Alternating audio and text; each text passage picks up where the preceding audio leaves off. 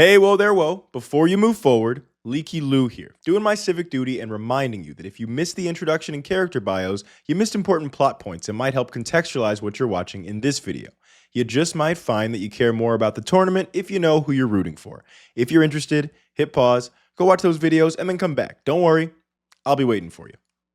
Okay, next up we have Rebecca Hawkins versus Mimic of Doom. I think that I accidentally put Mokuba forward there for a second, but yes, Rebecca Hawkins is the one who moved forward. So let's just make sure we, there we go. Okay, Rebecca Hawkins setting a face-down monster, Mimic of Doom playing Delinquent Duo, getting 2 cards out of the hand, which, you know, Rebecca doesn't care that much about often, depending on what the cards they are, because of course she does love to load up her graveyard. Rebecca setting another one, and it looks like it might be a Doomsday Horror face-down for Mimic of Doom. As you can see, he also has the same strategy as Bakura when it comes to these this Doomsday Horror Skull Lair situation, because, you know, Bakura, I wanted it because there's a lot of banishing with Dark Necrophorus. There's a lot of synergy there. And Mimic of Doom, I wanted it because I'd already decided on the Skull Lair strategy. And Doomsday Horror, again, works really well with Skull Lair, as it does in Yami Bakura's deck, but it also has Doom in the name. So it fits his deck theme very much. So what are you going to do? I'm going to put it in both decks. And yeah, Mystic Tomato getting in on Magical Merchant. What is she going to get? She's going to get Ultimate Offering. That's great. She loves to get Ultimate Offering here. Boo, but Morphing Jar. Never mind. She loses that. Ultimate Offering as soon as she gets it, unfortunately for her. Okay, next up, Rebecca Hawkins does have Pot of Greed going into Graceful Charity. Beautiful. And Silent Doom to bring back the Millennium Shield. Beautiful. Now she can kind of hold the field a little bit. Does Mimic of Doom have a way around this? Black Pendant is exactly what he needs here. Does she have a way to stop this? Element Doom getting on Witch Black Forest, but Millennium Shield is an Earth monster. Oh, that sucks. That sucks for Rebecca Hawkins. She does have Scapegoat to protect her life points, but not being able to search with Witch is really tough there, because she does. Witch is really good because it allows you to go into Shadow Ghoul. And so it's better. Okay, Tribute to the Doomed is good here. It's better than Sangan because she can go into her boss monster, but Sangan can also search Millennium Shield. So they're both good for different reasons. Both of them can search Cannon Soldier, and of course Sangan can search Witch, which can then search the Shadow Ghoul. So that's kind of also part of the Cannon Soldier play. I forgot to mention. Like if you have the Cannon Soldier Ultimate Offering combo that I mentioned already, you know, you end it on a Witch of the Black Forest. That's the last thing you tribute. You tribute your Sangan's first, Witch is last, and then once you've gone through all 6 of them, the last thing you do is Shadow Ghoul. So yeah, Raigeki Break to stop the man-eating treasure chest in its tracks by discarding, what was that again? That was a card destruction, yeah. All right, Rebecca's coming down with the Millennium Shield again in defense mode, and I don't know why she didn't set it. There's a lot of summoning in face. Oh, because she's setting up in case she draws rare gold armor. That's what it is. But Illusory Snatcher plus Black Pendant is enough to get rid of that Millennium Shield, unfortunately. And Rebecca Hawkins sets a face down. Black Pendant is another one of those cards that is, you know, decent equip spell. That's in like, you know, you want that to be in like a lot of decks, but it's got like a dark vibe to it, of course. It has black in the name. It's a dark pendant kind of thing. Heavy Storm is good here. What does she have to follow it up with? Premature Burial into, yes, her boss monster Shadow Ghoul at 3,100 attack points. That's huge. But so like you'll see that there's very, like, I don't know if you remember from the Mokuba deck, there was Lucky Iron Axe instead of Black Pendant. Again, 500 attack point, not that different. Lucky Iron Axe is a little bit better because of its effect. Skull Lair is huge here, banishing 5 to destroy the Shadow Ghoul. But again, just whichever one of them matches the aesthetic a little bit more. Again, like I like to vary up the staples, I guess, for something like that. But in this era, I think that having like a decent equip spell is kind of a staple. Anyways, she searches Shadow Ghoul, but no way to get it out yet. Come on, she has to be able to get that out somehow, and she cannot. Okay, sets 2 cards. Are those bluffs, or does she have a way to prevent this game from being over? Doom Shaman, special summoning Doomsday Horror at 1,500 attack points. Now, that is the game. All right. Rebecca Harkins starting. Rebecca Harkinen is starting us off with 2 sets. Delinquent Duo taking out 2 cards in the hand. I think he started with Delinquent Duo last time. Giant Soldier Stone and Rogue Doll. Ultimate Offering. Is this going to be a Sangan or Witch to tribute? It is. Tributing a Witch for, I'm guessing, a Millennium Shield and being able to search Witch. He does just attack into it because I think it's a good idea to attack there because, right, if there's an Earth monster on the field, as Millennium Shield is, that turns off all of her level 4 or lower monsters. So you really want that Millennium Shield face up, and that's why she didn't summon it in face up defense. She did last time because, you know, Element Doom is on the field, so she wants to at least force him to attack it in order to get that benefit. Flipping Dark Mimic to draw a card and then tributing for Illusory Snatcher. I'm guessing he had a Black Pendant there to follow it up, but she had Trap Hole to stop it. But then he Premature Burials and brings back the Illusory Snatcher and is able to get off the Black Pendant and attack into the Millennium Shield. Now, Rebecca is not completely out of this yet. She does have Ultimate Offering. Oh, and by the way, now we've officially fixed the Ultimate Offering version. Share the Pain, tributing Sangan. You love to see that if you're Rebecca. It's really great. You get to get a little bit of an extra advantage. And because you have Ultimate Offering, you can still just go straight into Witch of the Black Forest. Great play there from Rebecca. That was really great. Share the Pain, Sangan, Ultimate Offering, Witch. You get rid of his monster, you search. It's just so good. Setting what looks like a Wall of Illusion face down, activating Pot of Greed on Rebecca's side, and there comes the Shadow Ghoul, and Witch of Black Forest allows us to search another Shadow Ghoul, which when with Ultimate Offering is great. Oh my god, is this another Sangan or Witch? It's a Giant Soldier of Stone. That's okay. Tribute to the Doomed. Is she going for game here? Oh, Offerings to the Doomed. Yeah, okay. So she doesn't quite have game, but does the Mimic of Doom have a way to turn this around? If he gets rid of that Shadow Ghoul, that, oh no, that looks like a Doomsday Horror face down. But that could be maybe a Skull Lair. I don't know how many life points. Oh, she's just under what she needs for Cannon Soldier, but that's okay. She does take the game with Cannon Soldier anyway.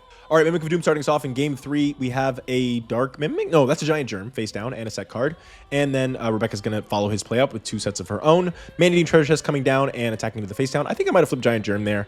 Just to try to get in directly because, you know, it's why not? It doesn't matter that much. Graceful Charity, drawing 3 and discarding 2. Looks like a Millennium Shield and a Shadow Ghoul. She must have some Graveyard Revival to be able to be discarding both of those cards. Doom Shaman coming down, one of his boss monsters, attacking the Giant Soldier of Stone. Sangan searches the Morphing Jar. She loves that. Oh, that's interesting. That's interesting. That is interesting. If you let her get off that Morphing Jar, that could be a little scary.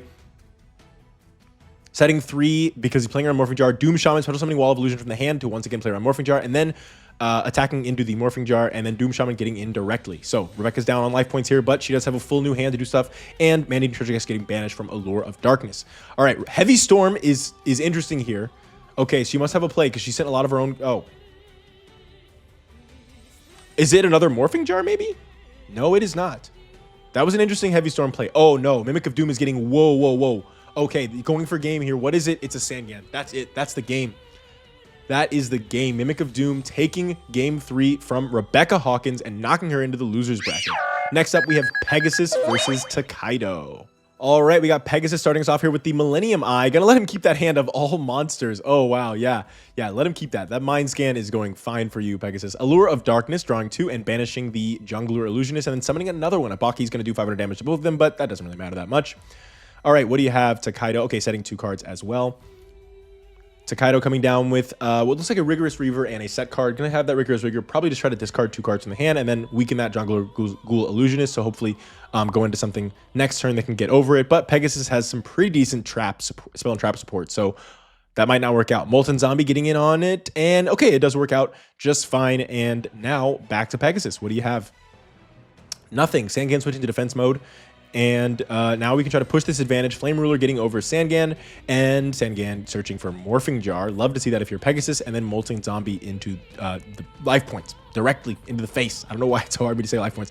Okay, we obviously know this is Morphing Jar here, and unfortunately Takaido does not run Heavy Storm, so he's going to get everything out of his hand as much as possible. Wow, great. They're both going to draw, well, Pegasus has to discard 1, but basically they're all getting new hands. Inferno doing 1500. Oh, because you knew that was Morphing Jar. Wait a minute.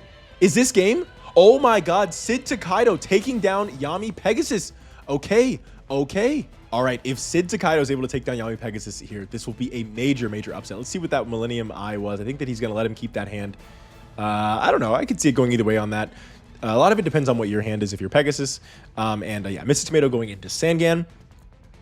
And summoning Jungler Eyes Illusionist, of course, Abaki getting destroyed and inflicting 500 damage to both players' life points. Sangan getting in directly, and now back to Takaido. What do you have, Sid? Sid's going to banish for Inferno, tribute for Twin-Headed Fire Dragon, his mini-boss, getting in on the Jungler Ghoul Illusionist. Okay, Pegasus looking a little scary here. You really want Relinquished if you're Pegasus right now. Really want Relinquished. Because you could tribute Sangan, search, take his monster, but unfortunately, you just don't have it. Molten Zombie getting on Sangan, and Sangan searching Manju. Okay, looks like Relinquished play is almost definitely coming down next turn. Let's see if Sid has a way to stop it. Maybe a Ring of Destruction or something like that. If not,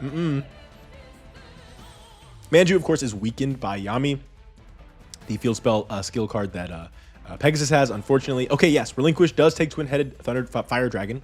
Wait, I just realized. Wait a minute. Isn't?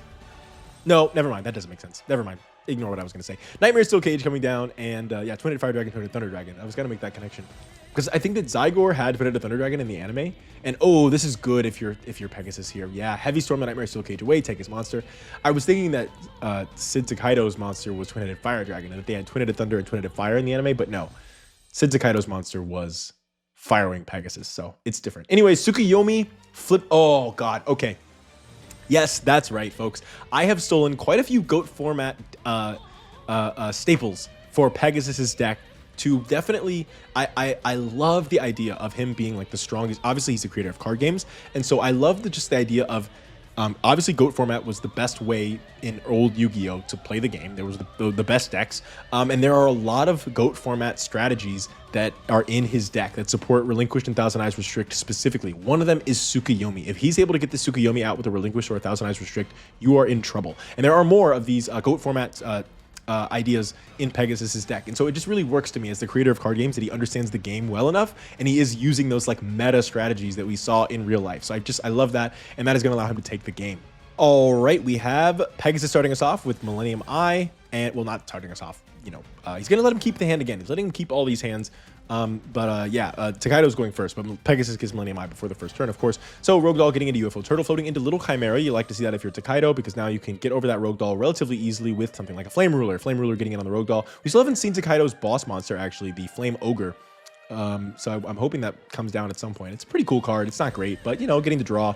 And especially if you summon it with Flame Ruler, you basically go +1 because, you know, you don't tribute 2 monsters, so it works.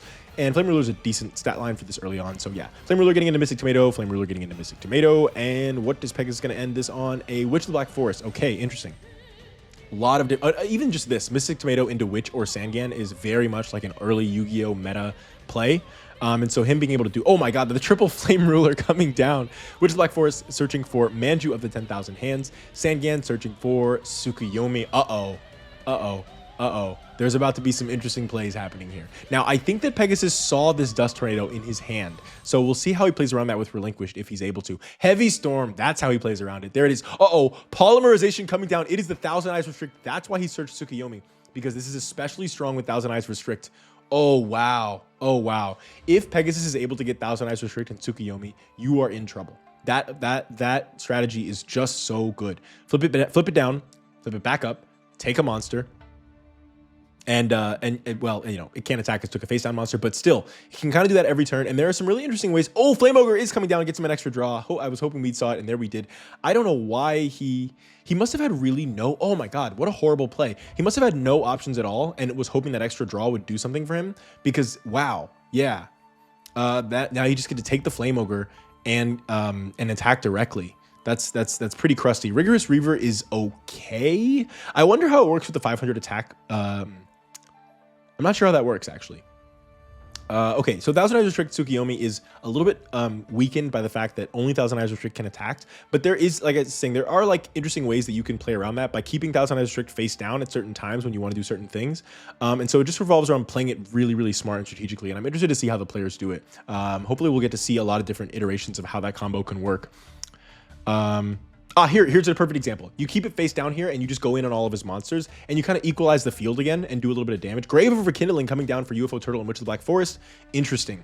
Grave of Rekindling is there for Molten Zombie. Does Molten Zombie miss timing though? Does that even work? That might not even work. I wanted him to get ways to summon Molten Zombie from the graveyard without necessarily giving him Monster Reborn, because I feel like that was a little too powerful for his deck. He does have Premature. He does have Call the Haunted. And he's got a few other ones. I don't remember exactly what they are. Okay, we're doing this again. Thousand Eyes Restrict. Instead of stealing the monster, we're just going to try to get in with damage here. And then here's the thing. If you end with this Thousand Eyes Restrict like this, then you can Tsukuyomi Thousand Eyes Restrict. Wait, no. No, never mind. I'm getting... It's hard to even remember how these combos work. I hope that they show them off, because I can't even really describe them right now, because it's like you have to really get into the mindset of the player to like... There it is. Yes, okay. There's a way you can flip it, take the monster, and then flip it back down afterwards, and then attack. That's like different than the normal way you would do the play. I kind of missed what happened there, but as you can see it there, again, it's a very, very strategic deck to play, and it's difficult. And so, yeah, I'm glad the player was able to play that well. And Yami Pegasus is moving forward against Sid. Next up, we have Mai versus Diva. Wait, did Diva move forward? No, he didn't.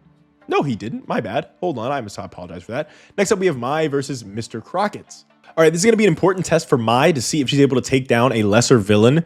He is the strongest of the player killers. But, you know, again, lesser hero versus lesser villain. Lesser. Also hero, because Mai isn't really a hero in our story at this point. But you know what I mean. I guess, you know, like it's a big... I've mentioned this before. It's like, you know, when Manjomi takes on Danzalug, or when Junochi takes on Haga. Oh, that Fine Kamakiri is not going to go off. It's like, can this character who isn't like the main character take down a villain who isn't the main villain? And we will see. MST destroying Bottomless Trap Hole, and Malevolent Nuzzler getting in on the Dark Balls with the Terrible. Love to see that if you are and you have just gotten over his really powerful monster there. Witch of the Black Forest is what that looks like face down. So let's see. Graceful Charity coming down from drawing 3, discarding 2.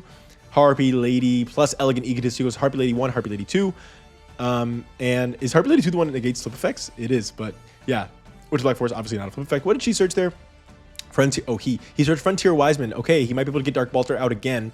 Dark Core is interesting. Banishing that bird face. Malevolent Nuzzler goes back to the top of the deck, and then Mystic Tomato. I'm guessing that he wants to end this Mystic Tomato on a Dark Hex Sealed Fusion, and then be able to summon Dark Balter next. I don't know if I would have attacked there, unless you were confident you can beat Dark Balter, because you've already seen that he went into Frontier Wiseman earlier. Oh, doesn't even go for Possessed Dark Soul. Maybe he doesn't have Dark Hex Sealed Fusion. Maybe he has Polymerization instead. Dark Balter coming down. Card Guard. This is what I said before. Card Guard versus Card Guard with Dark Balter is really scary. And I was going to say, the only thing he's missing is Axe of Despair, and he has it. Okay, Mai, you are facing his full combo right now. Can you stop this? No normal spells, no monster effects that are destroyed by battle, and you have to destroy it twice, and it's got 3,200 attack points. You cannot. No, Mai getting absolutely crushed by Mr. Crocketts in game 1. It was a good Hysteric Party. Okay, this is not over yet. This is not over yet. Okay. Can she do something here? Harpy's Pet Dragon is not enough, buddy. Yeah, okay, she just surrenders. She realizes that is the end of the duel. Boom, Mr. Crocketts takes game 1. All right, Maya's going to start us off here with 2 sets. Mr. Crocketts going next. What do you have for us, Mr. Crocketts? A Pot of Greed, beautiful. Going into Mystic Tomato. Mystic Tomato attacking the face down, and it is a Flying Kamakiri. Luckily, this time it does go off into Harpy Channeler. God, Flying Kamakiri is so good in her deck. Just going into that one copy of Harpy Channeler and then getting all of her plays. Okay, if that's a Duster, that means she's going big time in right now. Sends Harpy Harpist. Goes into, okay, so she doesn't have the full combo where she can get out 3 Harpies plus Harpy's Baby Pet Dragon, but it is a Harpy's Baby Pet Dragon, which protects her other Harpies in attack mode this time, which is great for her, plus 300 extra attack points, and Harpy Harpist, as it was discarded, gets Harpy Dancer from the deck. Now, there is a combo here with Harpy Dancer and Harpy's Baby Pet Dragon, and I want to see if the player knows how to do this. You destroy with Harpy's Pet Baby Dragon. Yes, you Harpy Dancer back to the hand, you summon it again, and then you destroy again. Yes, that is it. And is this the game? This is the game right here. 15, 16, 17, 27. Mai takes out Mr. Crocketts in 5 turns. Love to see it. All right, Mr. Crocketts starting us off in game 3, setting 2 cards. Looks like a Dark Hex Sealed Fusion down there. And Mai, what do you have? A Mountain to destroy the Yami, but no, Mystical Space Typhoon stops it in its tracks, and Yami gets to stay on the field. Flying Kamakiri attacks into Dark Hex Sealed Fusion. And Frontier Wiseman coming down, and of course there's Dark Balter. Preventing that Flying Kamakiri float is key if you're Mr. Crocketts here, because again, that Harpy Channeler is what sets so many of her plays off, and it is so good. But Birdface with Malevolent Nuzzler, just like in the first duel, is enough to take out Dark Balter the Terrible. So Mai's in a good position here. Can Mr. Crocketts come back? Soul Taker is great if you're Mr. Crocketts. Destroy that monster, give 1,000 life points, and he's back in control of the duel with a Mystic Tomato, which you do love to have if you're in this position with no face down cards. Graceful Charity from Mai is great, drawing 3, discarding 2. Harpy Lady 3 and Elegant Egotist. She goes into her boss monster, Harpy Lady Sisters, and Wing Requital lets her draw 2 extra cards if you have 2 Wing Beasts on the field. Premature Burial with Harpy's Baby Pet Dragon, but again, she doesn't have the 3rd Harpy card to take full advantage, but still quite a powerful play here. She doesn't attack. That is smart. I think that her misplay in game 1 was attacking into that last Mystic Tomato that allowed him to get Dark Balter out. Oh, and now, okay, wow. Now she can completely bypass the Mystic Tomato. Okay, the Wing Wind Blast. Is this game? 16? 16, this is game. There it is. Mai taking down Mr. Crocketts in game 3. She came back. She did it. Mai has proven herself able to take out Mr. Crocketts' Pegasus' right hand. And we will move Mai forward here. Next up, we have Dinosaur Ryuzaki versus Seto Kaiba. Interesting. All right, starting us off here, we have Kaiba setting 2. Dinosaur Ryuzaki, what do you got for us? You're facing a very powerful duelist. Can you beat him? Kabazal is coming down and hitting into Mystic Tomato. Mystic Tomato floating into Cyberstein. Uh-oh. Okay. It's very similar to the Millennium puzzle. Okay, no. Kaiba's going for it with no Heavy Storm. Crush card. Whoa, that's strong. Okay, and getting in for 45. Whoa, that's a risky play. I tend to play Cyberstein a lot more like the Millennium puzzle, where if they have face downs, I get kind of scared to use it. I don't know if I would have used it there. It seemed like the player might be a little more, what's the word? Adventurous than me on this crush card virus. on this Cyberstein. Wow, cool, very cool. Of course, Cyberstein and Kaiba. Again, like with Yami Pegasus, I really did want to cost down, going into Blue Eyes White Dragon. Oh, that's big. And rush recklessly. You know what? This is a very cool play here. So the reason that he did that with Blue Eyes Ultimate instead of attacking with Blue Eyes White Dragon is because, again, they have full knowledge of the other players' decks, and Dinosaur Ryuzaki has a ton of battle traps that manipulate attack and defense points. Kaiba very, very smartly played around the rush recklessly there and attacked with Ultimate Dragon because he knew he had game anyway. It was a risky play because if he didn't have game for some reason, then that Hyper Hammerhead would have put Blue Eyes Ultimate back in the deck. But yeah, but again, Cyberstein is a very Kaiba card, even if he never actually played it in the anime. He plays it in a lot of the video games and stuff. And again, it is a very Kaiba card. It is classically used with Blue Eyes Ultimate Dragon, although not in the TCG technically, because Blue Eyes Ultimate Dragon had come out in like 2008 or some bullshit like that, maybe 2006. I don't know. But it is another one of those situations of I really wanted the top duelists to have different representations of the meta at this time in their deck. So while Yami Pegasus has a lot of GOAT format stuff, Kaiba is able to use the Cyberstein play. All right, Ryuzaki starting us off with a Hyper Hammerhead. La Jin coming down and just going to take the L of going back into the hand after that. Maybe Kaiba has something to stop. Oh, no traps. No, he's like, you know what? Fine. If you can kill me one turn, then do it. I by all means, I welcome you to. Crawling Dragon with Stim Pack. Going to do as much damage as he possibly can. 2,300 getting in. And what do you have? Kaiba. Kaiba has La Jin again, and just a face down. Interesting. That might be like a shrink. I don't know if he has a shrink. I can't remember actually. Sakuretsu armor. There it is. Boom. Just destroy the monster and moving on. Kaiba, what do you have now? Ancient Rules coming down. That is Blue Eyes White Dragon. Right now, I think Kaiba's the only one with Ancient Rules. No, I think Shoddy might have it as well. I don't know, because I think he only has one copy of Sengijin, so that would be weird if he had. Okay, anyways, I can't remember how many Hyper Hammerheads Rex has either. I think that he has 2. Oh, no, he has 3. There it is. 3 copies of Hyper Hammerhead. And is he going to attack La Jin as well? No, right? Yeah, okay.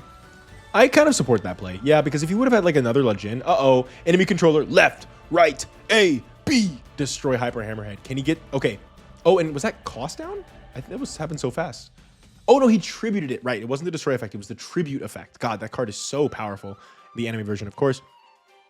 And Kaiser Seahorse. And that is the Gozaburo copy of Blue Eyes White Dragon, by the way. The one that he found in Gozaburo's. That's the original copy that Kaiba had in our lore. And Kaiser Seahorse takes the game. Kaiba taking an easy 2-0 against Dinosaur Ryuzaki. Next up, we have Diesel Kane versus Professor Yoshimori.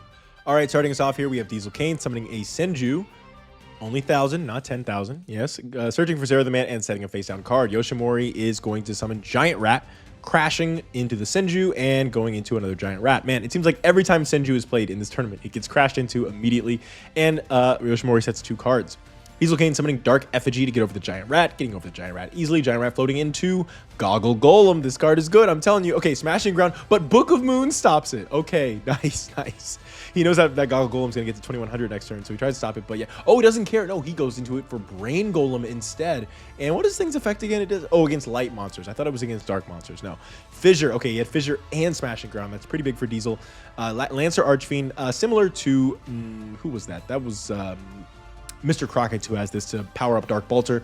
This is one of Diesel Kane's new cards that he has to power up Zera the Man and Trihorn Dragon, and just like that, it is going to happen. Lancer Archfiend giving that Trihorn Dragon piercing to hit the Golem Sentry, which would have been a really great card to have there if Trihorn Dragon didn't come out, unfortunately. Reckless Greed, he does have 3 copies of this, which can lead to some pretty fun situations. Unfortunately, here he is back against the wall. He has to use his 1 there and miss his next 2 draw phases. Does he have anything here? Lancer Archfiend.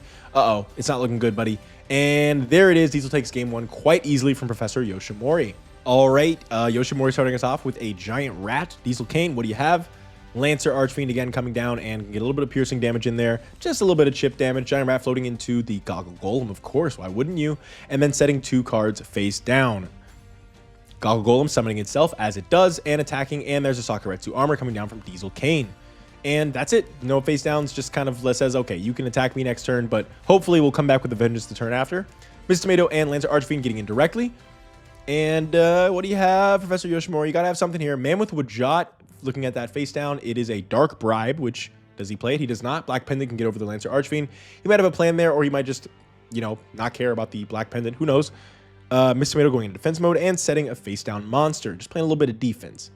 Man with Jotkin, look at that. It's another Mystic Tomato. Oh man, Foolish Burial into Revival Golem, which can now special summon itself from the graveyard. That's one of his combos. He only has one copy of Foolish Burial, and I think one copy of Revival Golem. It's just a kind of a cool concept. I think he has a few other things that he can summon with Foolish Burial. I don't remember exactly what they are, but hopefully we'll see that. And floats in a Dark Effigy, which is a little scary here. Okay, no, he does not have the Trihorn Dragon. I don't know if I would have let him get a float at the end of that. I might have just not attacked there. Man with Wajada is, of course, a mandatory effect, forcing him to look at Dark Bribe again. Rock Spirit, okay, attacking the Mystic Tomato. I might have banished the Giant Rat, right? Because Gakko Golem could be good as revive. Element Doom is destroyed, which is very strong against Yoshimori's deck because he has almost all Earth monsters. Silent Doom, Dark Effigy. Whoa. Did he just Silent Doom to get the... Wait, no. Element Doom only works for its own attacks? Wait, why did he Silent Doom there? What was the point? That was weird. Golem Sentry is using its effect to bounce the monster back and then attacking. Because Golem Sentry was attacked, it cannot, and then use its effect anyway, it cannot flip back face down here because it already flipped once. Even though that's not how it should technically work, Konami is kind of just like, yeah, we don't care. That's not how the wording should read at all. That's not how Yu-Gi-Oh works. If you flip face down and it doesn't say, like, if it's not a hard once per turn, you flip face down, it should be able to work again. But with these Pac-Man-ish cards, you know, Desolakuda, Swarm, Golem Sentry, stuff like that, they were just like, nope, you can't do it. So, whatever. All right. Diesel Kane is a little bit up against the wall here. Moai Interceptor Cannons, Black Pendant. Is this going to be the game? No, Sakuretsu Armor stopping him again. Does he have multiple copies of this? Or did he play that last game? Yeah, he's got 2. Wow. Does he have 3? I didn't know he had 2 copies of Sakuretsu. That's cool. I don't remember. I didn't remember that. Okay. Dark Hole. He top decks Dark Hole, but that is his last play. Any monster does it here. Mysterious Guard in attack mode to take the game for Yoshimori. Awesome. All right, we got Diesel Kane starting us off in game 3 with a Sonic Bird, searching the Zero Ritual and setting a face down card. Do we have a Giant Rat to take advantage of this Sonic Bird? We do not. Gakko Golem's getting in, and you don't usually love to have to normal summon Gakko Golem, but oh well. Setting a face down as well.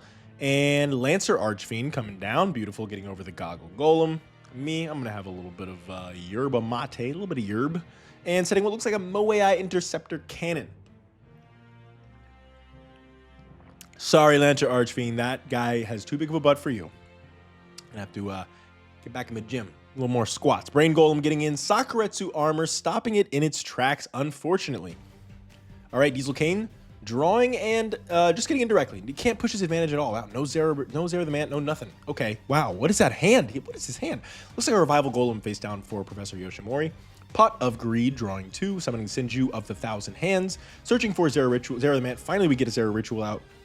And tributing Trihorn Dragon. He knows that, and Lancer Archfiend's going to give it a little bit of piercing. Michizure and 7 Tools of the Bandit saying no. Beautiful. Yeah, he knows that Professor Yoshimori doesn't run any mass destruction. I don't think he has any Dark Holes, Mirror Forces, anything like that. So he can kind of get in big here as much as he wants. Reckless Greed, that means your back's against the wall. Fissuring the Senju, you are trying desperately not to lose here. And I think doing that, yeah, you lose. All right, well, that was a good game. Oh, no, that's a Mysterious Guard. You still lose. Okay, sorry. Okay, so yeah, Professor Yoshimori does go down to Diesel Kane. Diesel Kane moving forward. Next up, we have Yami Yugi versus Insector Haga. All right, Insector Haga is starting us off with a Girochin Kuageda. Then Yami Yugi, what do you have? Gonna play Millennium Puzzle first, of course, get a counter. Gemini Elf, Yugi's powerful level 4 normal monster, 1900 attack points. That is the strongest in the game right now, besides Pegasus, I mentioned. Cocoon of Evolution, Cocoon of Ultra Evolution coming down. Great Moth. Insector Haga's boss monster, and then gets him an extra draw, and that gets him a Pot of Greed, gets him 2 extra draws on top of that. Haga's in a good spot here. Unfortunately, he doesn't have any face downs, and Yami Yugi has quite a lot of good stuff in his deck. So Millennium Puzzle gets another counter, Pot of Greed drawing 2, and setting a monster. Insector Haga going into Girochin Kuageda. Insect Armor with Laser Cannon is interesting here. Why do that? Why do that? You don't need extra attack points to hit that defense mode monster. Why do that? Oh, he doesn't even Girochin here because he doesn't want to be able to float again into Old Vindictive. That's pretty smart, I guess, because, again, one of the problems with Old Vindictive is if your opponent is allowed to flip it and then tribute it, they just get so much advantage. Whereas if you at least force them to activate it during the battle phase, they don't get to end with a monster on their field. And so I think that's what Insector Haga is playing around here. And it makes sense, even though Great Moth is going to die. Maybe the Insect Armor with Laser Cannon was to play around a Blackluster Soldier coming down and being able to get over it. That was like the old Equip Spell Mind game from the last 2 tournaments, which still somewhat has an impact in this, but we're so much higher power that Equip Spells, while still important, have taken a lot more of a back seat, and there is so much more monster destruction. But yeah. Graceful, not graceful. Gemini Elf getting into the Cocoon of Evolution. And what do you have, Haga? What do you have? What do you have? And nothing. Okay, that's fine. Your field is okay here. Just kind of try to wait out the Swords of Revealing Light. I guess I would kind of not do it. Okay, not attacking the Flying Kamakiri is interesting there. It's a little... What can he go into? A Flying Kamakiri number 2? What do you care so much? Dark Hole.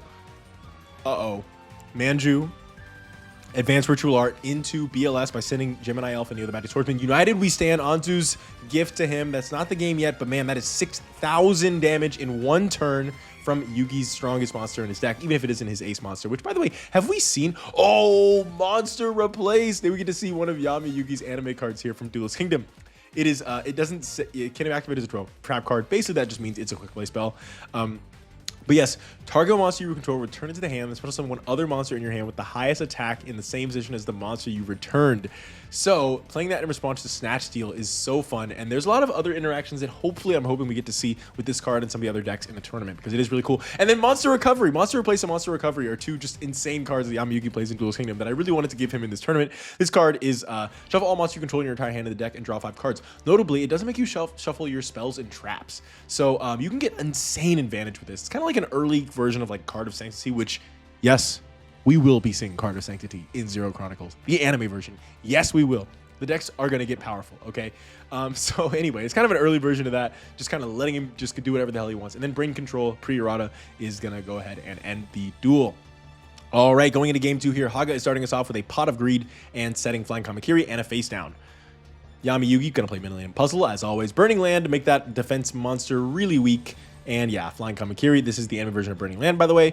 And Flying Kamakiri, yes, going into Flying Kamakiri.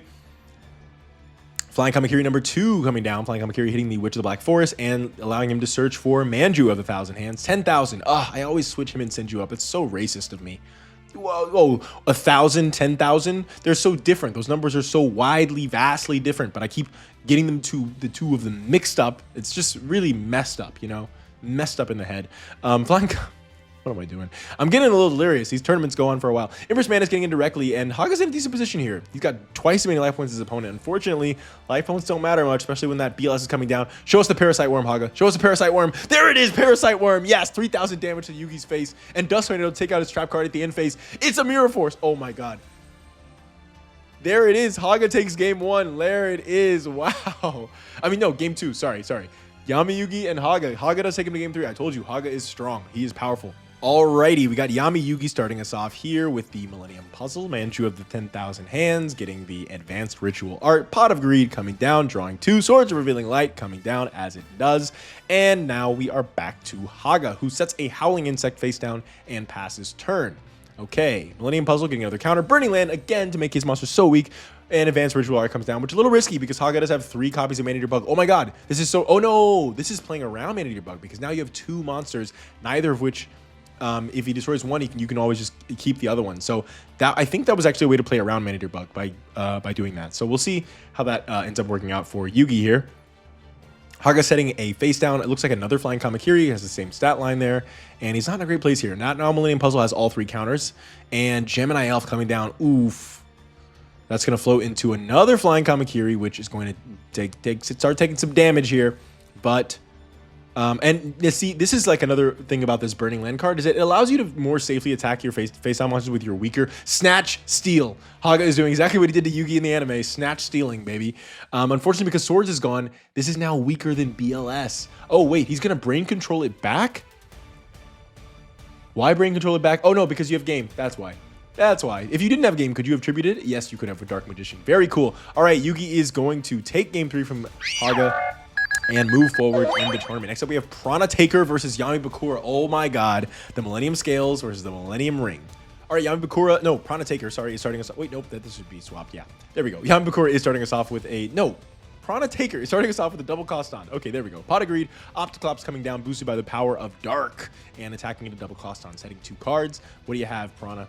This is such a, who knows who's going to win this one. These 2 are very strong. Tributing double cost on for Despair from the Dark and getting over Opticlops here. Her boss monster is now out. What do you have in response? That's a Knight Assailant. That is exactly what you want. That's what you have in response. Master Keon Shi coming down. Despair from the Dark attacks the Knight Assailant. It gets destroyed. And Master Keon Shi hits in directly. Call of the Haunted in the middle of the battle phase. Oh, man. 2,800 to the face. Yami Bakura is in trouble now. He still doesn't even have 3 monsters for Dark Necrovir. So, oh, man. But he has Wall of Illusion. Dust Tornado. Dark Sacrifice. This is a very cool card that Yami Bakura has. Any card that would destroy any card on the field. This card is really good, actually, and I wish there were more cards like this because it does open up a level of depth. Well, okay. Oh, Skull Lair. Is that? Yes, that's 4. Okay. Yami Bakura holds on with a thread. I wish there were more cards that just said negate any effect. Oh, there it is. We saw it. The Millennium Ring. As I mentioned before, Prana loves to use the Millennium Scales when the opponent is very close to losing to prevent them from being able to do anything. But Millennium Ring, again, bypasses the Millennium Scales, negates their skill, and allows Yami Bakura to draw 2 cards, putting him in an even better position than before, and hopefully, maybe, allowing him to come back. Unfortunately, because he had to banish all the cards in his graveyard, he has no Dark Necrophir plays available to him. We will see what happens. Okay, we're in a little bit of a stalemate here. Pyramid Turtle going into Pyramid Turtle. Prana Taker also doesn't have any great floats from Pyramid Turtle. He's some decent ones, but yeah. Shootin' Doji is a very cool card. Banish 2 zombies from the graveyard and then draw. That's good. She's just trying to search through that deck to get something here. Earl of Demise and Sengan Search into Wall of Illusion. Great. He's trying to fill that graveyard up as much as he can so that he can get a Skull Lair or Dark Necrophir off. Of course, I say as much as he can. He's only got 1 card in the graveyard, but still. Okay. Pyramid of Wonders. This card is so good here. It's so good this early on. It gets you attack points. It protects your monsters. It is really powerful, and it's one of the reasons that Prana is such a strong duelist today, because it's just I'm hoping that this will be displayed, because I'm telling you, in this deck it goes crazy. Okay, Giant Germ doing a little bit of burn. Fear from the Dark causing a little bit more burn, but it's fine. Double cost on, getting an Opticlops. What do we have here? Is that is 6 monsters in the graveyard, and Dark Hole coming down from Yami Bakura. Monster Reborning, Earl of Demise. I probably would have Monster Reborn something else, because you want more cards in the graveyard for Skull Lair. So that's a little bit risky there. But yeah, double cost on, and another Pyramid of Wonders that, again, look at just it makes it so strong. He does get to banish 4. Call the Mummy. Is this? Yes, Despair from the Dark. Why didn't you do that at the beginning of the turn? I wonder. I'm confused. I don't know. Maybe I missed something. Tribute to the Doom, destroying Despair from the Dark. Oh no, Pyramid of Wonders is so good. It's just monster destruction effects are a lot more common than they were, but still, you know, relatively rare. And so to be able to just stop any of them that have destroyed 1 monster is just so good. Dark Necrophir finally coming down, and that is going to be a big issue for Prana. I think she really wants to take out that Dark Necrophir in the same turn that she wins the duel. Wall of Illusion, setting her back even further. This is a great duel. Because if you he's got so little life points, so if you can just kill that thing and switching to attack mode is risky there. What do you? Oh, Mystical Space Typhoon on the Call of the Mummy. That's why you did that, because you know, Monster Born on double cost on. Okay, wow, great play. Wait. Pyramid of Wonders. Oh my god. So, okay, just to follow that. Dark Necrophir moved to attack mode, which was a risky play, but I get it. He wanted to start being a little bit aggressive. The plan was, Call the Mummy could summon Despair from the Dark the next turn, but he had MST to stop it. Prana had Monster Reborn to bring double cost on back to summon it, normal summon it anyway, and then he tried to Skull Lair the double cost on before she could tribute summon it, but she used Pyramid of Wonders to protect the double cost on, normal summon Despair from the Dark, powered up by Wasteland, exactly 800 damage for exact damage to win the duel, and that is what I'm talking about. That was an awesome duel. It was a sick duel, bro. This is what we do it for. This is what we do it. I love that shit, man. Let's see what's gonna happen in game 2. All right, Prana Taker starting us off here. Wait, why is Prana Taker starting? Didn't she win the game? Does Yami Bakura want to go first for some reason? Wait, she did win, right? Yeah, she won. Okay, that's weird. I don't know. Does Yami Bakura want to go second? I don't know what happened there. Anyways, Opticlops getting on Fear from the Dark and setting 2 cards. I don't know what the player, I guess the player thought they wanted to go second for some reason. I don't know why they would. I think it's a misplay. Gross Ghost from Fled Dreams. Of course, one of the only eras that we can have these garbage cards that Bakura played in Battle City. And, you know, they end up being relatively useful in this deck. Dark Hole coming down early, which means she must have a good play here to do that. Gonna banish the Opticlops, but Call the Haunted, but does Tornado on the Call the Haunted so that she cannot special summon that Opticlops before it gets banished. Tributing for Despair from the Dark, her boss monster coming down. Despair from the Dark hitting directly. And what do you have, Yami Bakura? A Giant Germ is not bad here. Not bad. And a face down card. Shootin' Doji. Giant Germ floating into 2 more Giant Germs, boosted by the power of Dark. Shootin' Doji attacking the Giant Germ, doing 500 more damage. Does she have? Okay, she doesn't have the monsters to banish for Shootin' Doji. Or she doesn't want to, probably, because double cost on is useful in the graveyard. We saw it last duel in the way that it was. Oh, that's a Night Assailant face down. And she does not have a Pyramid of Wonders to stop it. Night Assailant destroying Despair from the Dark is great for Bakura here. Wow, man, this is such a fun matchup. These two are so strong. It's like weird they're meeting this early in the tournament. Dark Necrosphere, Portrait Seeker getting in directly. These two are just both. Oh, Tribute to the Doomed when you have no face-up monsters on that Dark Necrosphere is exactly what you want there. Hopefully she can continue to, you know, oh, 20. Whoa, is this the game? Opticlops? Boom. Wow, I thought she was going to have some way to protect herself, but she did not. And yeah, she just hoped, yeah, Dark Necrosphere is just so hard to play around. It really is so strong. Okay, game 3. All right, Prana Taker is starting us off with Call of the Mummy and using it to get out Despair from the Dark on the first turn in defense mode. Okay. This is a very strong start from Yami Bakura here. From Prana Taker here. The Tribute to the Doom, destroying the Despair from the Dark. Giant Germ getting in directly for 1200 and setting 2. Okay. Prana Taker, what do you have? Call of the Mummy again. Is it a second one? A second Despair from the Dark plus Fear from the Dark, the baby version. Getting in on Giant Germ, and 2 more Giant Germs come out. Bakura's going to take a whole heap of life point damage here, but it's going to be a not bad of the position because now we've got 3 Fiends in grave and an extra monster on field. A lot that Bakura can do here. So let's see. Oh, a Night Assailant face down. Okay. Fear from the Dark getting in on the Giant Germ and Despair from the Dark. And there it is. Night Assailant destroys the second Despair from the Dark. Now, she has a lot of Graveyard Revival in her deck. Like, a lot. I'm telling you, she's got so much.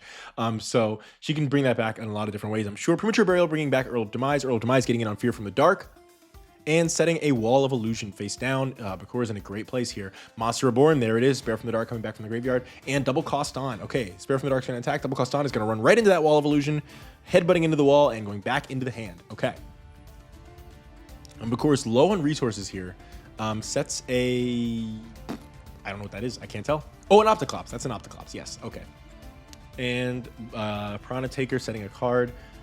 Oh, Dark Hole. He must have, Shadow Balance. Oh, okay. So, Prana, of course, is the wielder of the Millennium Scales. I wanted to give her a few Scales cards. There are 2 in particular from the anime. This is one of them.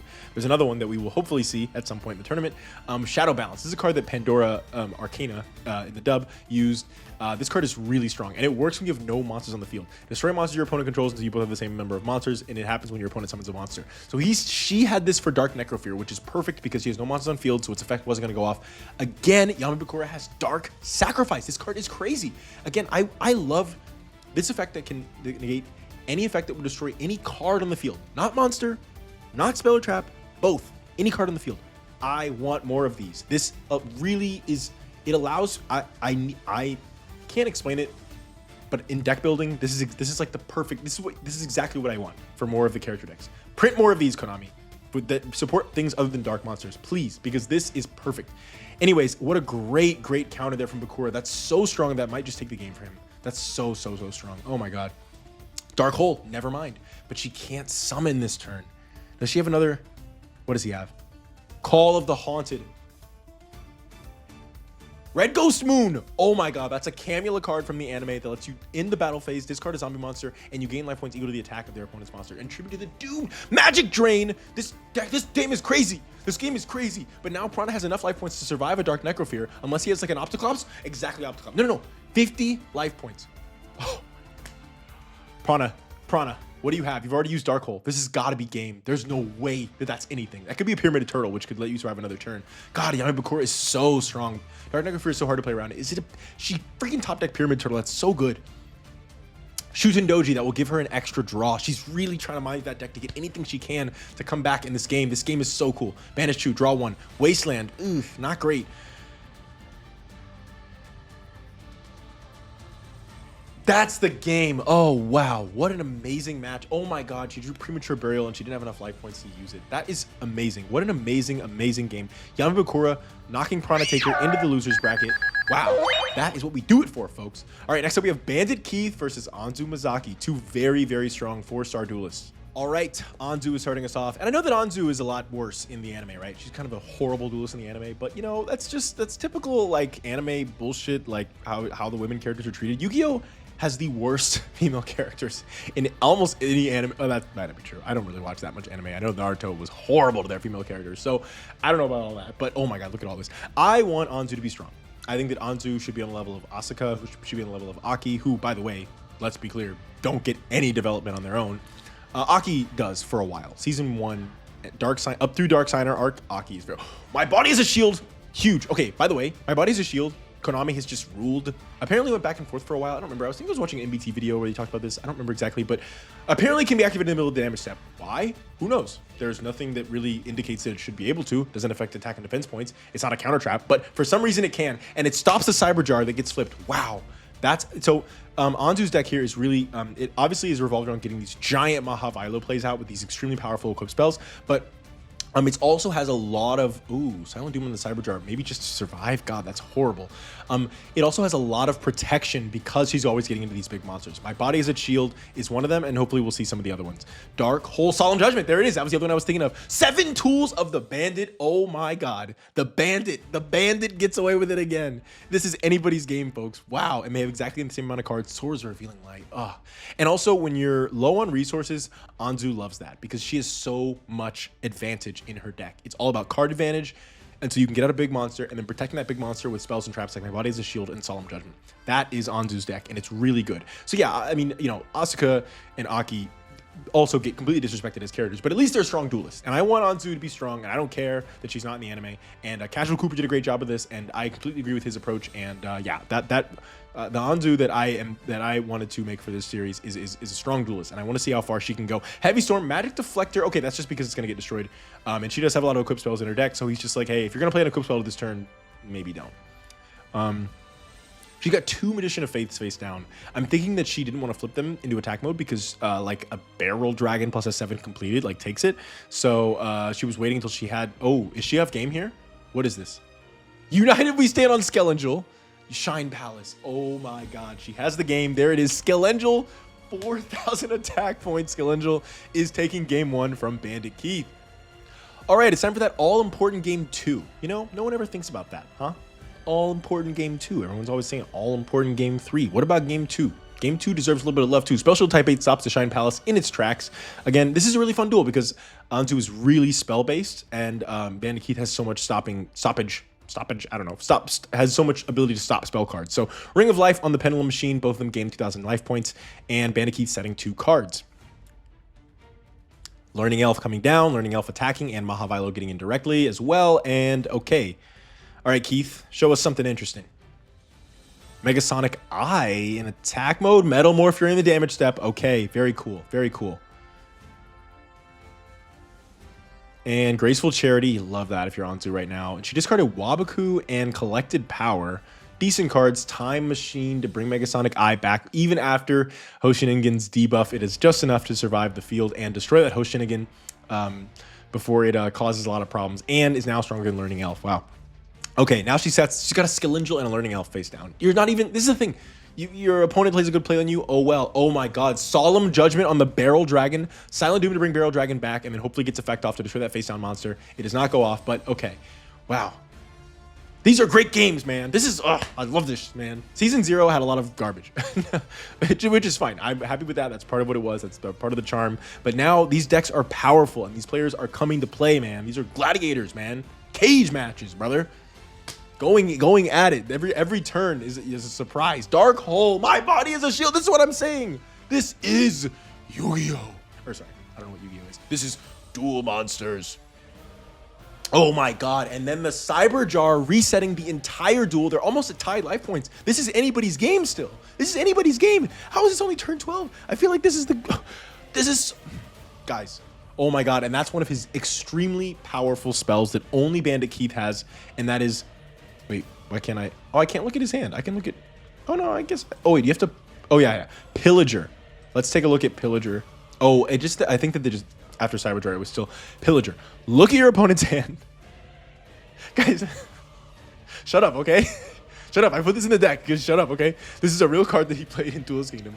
Look at your opponent's hand. Choose one card and add it to your hand. Forceful Sentry, Confiscation. Nah. Those cards are weak. Those cards are ass. You could put them in 3 tomorrow. They'd be fine. It's all about Pillager, brother. This card is insane. But again, all the strong duelists have their own little measure of insane cards. Cyberjar itself is already just insane, right? So yeah, Bandit Keith gets Pillager. I did give like Snatch Steal to Haga. I think Ryuzaki has it as well. So like some of the the players that like do stealing in the show, they get Snatch Steal, but only Keith. Only the Bandit gets Pillager. This card is crazy, man. Okay, Blast Sphere's effect, and if you have my body as a shield, then you can potentially stop that, but man, this is anybody's game right now. Shining Angel, I guess you prefer for her to float than draw, so you attack Shining Angel instead of Learning Elf here. That makes sense. Oh, also Learning Elf has a Blast Sphere on it, right? Yes, it does. 1400 damage. Learning Elf is gonna get her draw a card though. MST, she's got to play here. Magic Deflector, which means it can't be an equip spell play, which it has to be. Oh, Monster Reborn into Barrel Dragon. Soul Taker. Is this game? It's got to be game because she did all that. Monster Reborn into Barrel Dragon, even without equip spells. Oh, that's game, dude. Anzu. Is that a 2-0? I think Anzu 2-0'd Bandit Keith here. Wow. What a great game. What a great game. And now we are done with round 2. All right, starting off round 3, we have Mimic of Doom versus Pegasus. And you know what that means. Pegasus is getting a bye through this round as long as Mimic of Doom is loyal, because Pegasus is, of course, leader of his faction. But we will play out the duel anyway, because maybe Mimic of Doom is not loyal, and also we just want to see how they're going to do. So he decides not to reshuffle the cards back into the deck with his Millennium Eye effect. And Wall of Illusion gets hit by Element Doom, but unfortunately not an Earth Monster, so goes back to the hand. Actually, even if it was, it's not a destroyed by battle. So those effects are a little bit weird with timing, but you kind of hand wave it. I think Konami just kind of hand wave it away, and it makes sense. It makes sense, but it's kind of weird because it's like you're not destroyed by battle yet when the effect. It's a whole thing. Anyway, Jungler Illusionist gets into the Mystic Tomato. Mystic Tomato flirts into Giant Germ. Giant Germ goes into 2 more Giant Germs. Mimic of Doom's in a good place. This is exactly where you want to be. Mystic Tomatoes floating into Giant Germs. You're filling up your graveyard for Skull Lair, and you're getting big plays out. Unfortunately, no Doom Shaman, so you have to just tribute summon Illusory Snatcher straight up, which is pretty sad if you are Mimic of Doom, but that's how it is. Manju coming down, searching Relinquished. If you get Relinquished right now, oh my gosh. That is the game right there. Yeah, goes ahead and surrenders. Relinquished, man. Relinquished. All right, Millennium Eye, and is it just not show us if they shuffle back? I can't tell. Did they shuffle back or did they not? Did they not? I don't know, because it doesn't, as far as I can tell, it looks like they have not shuffled back one time yet, but maybe they are and we just can't. It seems like we would see them shuffling back, but I don't know. Maybe they just haven't chose to do it. Anyway, Wall of Illusion does stop. Jungler Eyes Illusionist. Oh, look at this. This is fun because they both have Power of Dark. All Fiend and Spellcasters gain 400 attack and defense, which actually ends up being a little bit difficult for Pegasus because Jungler Eyes Illusionist is like the one monster in both of their decks that are not Fiend and Spellcaster. So yeah, it's kind of like it's a bit of a punish for him. That's a Morphing Jar face down. Does Mimic of Doom read the Morphing Jar? Heavy Storm. Not as punishing. Oh, he's got the full combo. Illusory Snatcher. Tribute to the Doom. Destroy the Morphing Jar. Okay. Nice. Oh my god, wow, so huge. You of course set your hand when you have Morphing Jar, because even if they do Heavy Storm, you're going to reset your hand anyway and they would be destroyed anyway. But man, if they can destroy the Morphing Jar, that's enormous. Doom Shaman, instead of attacking with Element Doom there, because you have the game. Look at that. So Mimic of Doom does take 1 game against Pegasus. This is a game 3. Let's see. All right, Pegasus starting us off here. Millennium Eyeing, and it looks like it didn't do it again. Delinquent Duo, taking out the Fires of Doomsday and the Doomsday Horror. Pot of Greed, drawing 2, and going into Jungler Eyes Illusionist. Okay. And, okay, Mimic of Doom just sets a monster. Pegasus attacking the monster. It is a Mystic Tomato. Mystic Tomato floating into Mystic Tomato, of course. Okay. Delinquent Duo, right back. Okay. There is a little bit of card... I do think a lot about card suites and about... which cards are just kind of generally staples, which means that a lot of different characters could have them. Which cards are kind of specific to certain factions and or power sets. And so you'll see that there are similarities, a decent amount of similarities actually, between Pegasus's deck and some of his minions. And so that is on purpose. And then other like different connections throughout characters. I do like, if there's a card that I don't consider like kind of a staple, which I think that most, not staple's not the right word, but a widespread, a card that's available widespread, which I think that like most cards are, but I do kind of think about it for like basically every card. When there's any card that's in 2 different decks, I got to think about, are these 2 characters connected in some way, or is this kind of just like a staple? And so you will see that like a lot of times bosses and their minions have a certain amount of card suites that they all have. And so Delinquent Duo, for example, is in this card suite. So yeah, I don't know if the Makey brothers do, because Makey brothers are a little bit different. If you notice from the intros and the other player killers, they are in it for the sport. They're not like into this. They're like this weirdo, dark, creepy sex cult shit. It's not a sex cult. They're not into all that. They're just like, bro, I just want to duel the strongest duelist, bro. I don't even know what you're talking about. Skull Lair. Oh wait, no. He can just go into the battle phase. Oh, he did that because he's hoping not to die. Oh, and because of that, they can. Wow. Great play there. Great play. I don't know if you missed that. Let's go ahead and pause and just take a look. This is cloning anime. When your opponent summons a monster, special summon a copy of that monster to your side of the field. Definitely something you can only do in a game like Ignis that has just insane scripting potentials. So this special summons a copy of Relinquished. And yes, that Relinquished can go into the graveyard. So yeah, the anime version of cloning is insane. And of course, very much fits Mimic of Doom's deck. One of his staples. It's very, very powerful, right? So, yeah, okay, I guess. But why? Okay, I didn't realize they had that many cards in the graveyard. Why do clone? I thought the reason they were doing cloning is because they were just trying to stay in the duel. But they had 2 Skull Lair procs. So I don't know why you needed to clone that Relinquish just for it to die. You wouldn't have lost either way. And you could have saved cloning. Oh, Doomsday Horror at 3,100 attack points is huge. Oh, snap. Mesmeric Control, putting it down at 0. Monster Reborn, the Relinquished. It's already at 0 attack. Why did you do that? Whatever. Rogue Dog getting in, and there's the game. All right, cool. I guess that one reason you might have done this, the cloning play is because it puts one more monster in your graveyard to stop exactly Relinquished, but I don't know. Is it original? No, I don't know. That was weird. I don't know why he did that. But anyway, it didn't end up mattering. There it is. Yami Pegasus does take the game from his minion, Mimic of Doom. Next up, we have Seto Kaiba versus Mai Kujaku. Okay, these are 2 absolute major heavy hitters. Excited to see this game. Okay, so Mai is going to start us off here with 2 sets. Come on, Kaiba, what do you have? Heavy Storm coming down, destroying that Aqua Course. Okay, if he's Heavy Storming and Dark Holing, Heavy Storm, Dark Hole, Cyberstein, Blue Eyes Ultimate Dragon is insane. That's insane. That is an insane first play. Why? This Kaiba player is playing like there's no tomorrow. They don't even give a fuck. They're just like, yeah, I don't care. I'm just playing. I'm just like, what the hell? Like, even just like using the Dark Hole. I get using the Heavy Storm, but wait, what the hell? Wait. What the hell is happening right now? Is this 2 blue? Hold on. I don't even know what just happened. Let's just go back here. Let's just go back here. I'm sorry. Hold on. Okay. So has a graceful charity. Oh no. Played. Wait. Let's go back one more step. Okay. Played Melody of Awakening Dragon, sending Judge Man, and adding 2 Blue Eyes to hand. Activates Graceful Charity. Draws the 3rd Blue Eyes and Poly off of Graceful with exactly 2 discards. Insane. What is this? What the fuck? No, this is so fun. Oh my god. I have never in my life been more happy with the decision to do anything. This series is just... this is exactly what we do it for, guys. Oh my god. Cyberstein into Blue Eyes Ultimate. Poly into the 2nd Blue Eyes Ultimate. And Mai is still holding the field with... just 1 Harpy. Her Hysteric Party. Holy crap. Oh my god. Wow. And then never punished, right? Because there's so many, like Icarus Attack, Phoenix Wing. There's so many ways that you could be punished for just going insane with Cyberstein. Yeah, like again, I'm so much more conservative with my Cyberstein plays than with, like, the player here. This is wild.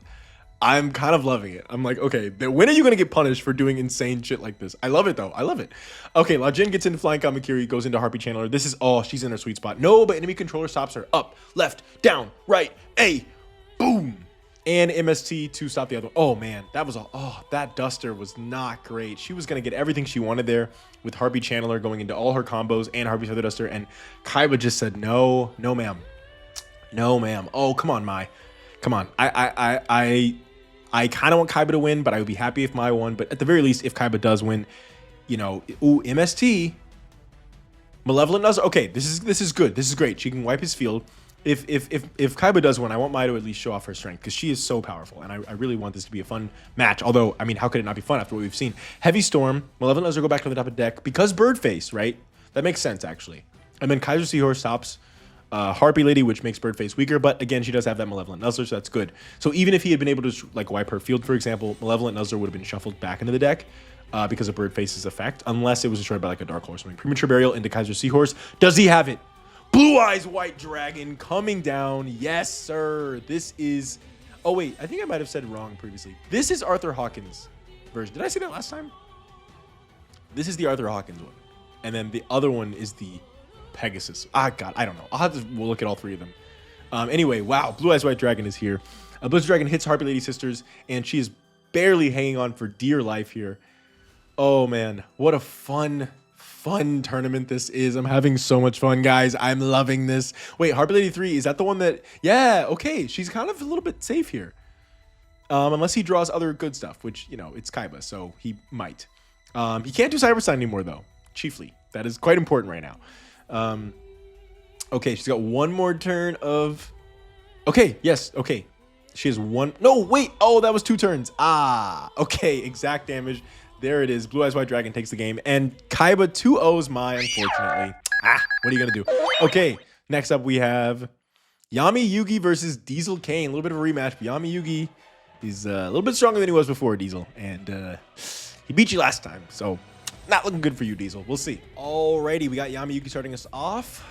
Activating Millennium Puzzle, of course. Near the Magic Swordsman coming down and setting a face-down card. What do you have, Diesel? Double Cost on. Okay, and setting 2. Interesting. Yami Yugi going to Gemini Elf, Millennium Puzzle getting a counter, Gemini Elf attacking, double cost on, and Sakuretsu Armor stops Gemini Elf in its tracks. Okay. Trion Dragon? Trion Dragon? Trion Dragon Queen? Trion Dragon Queen? No. Summon Skull, 3rd Millennium Puzzle counter. Another Sakuretsu. Again, does Diesel have 3 of those? I forget. I wasn't calling Trion Dragon Queen, by the way. That was a reference to the meme where you're sending a bunch of text. In case you didn't get that, you need to be more online, all right? You need to have more mental illness. I don't know what I'm talking about. Anyway, Diesel Kane getting in with 3 monsters here and kind of destroying Yami Yugi in game 1. Fusion Reserve going into Witch. Heavy Storm. Uh-oh. What's going on here? What is the Mage Power? Okay. The Heavy Storm. Again, I start to always think, oh, they're playing Heavy Storm. It must be because they have a big play, but it might be because it's their last play and they really don't want it to get stopped.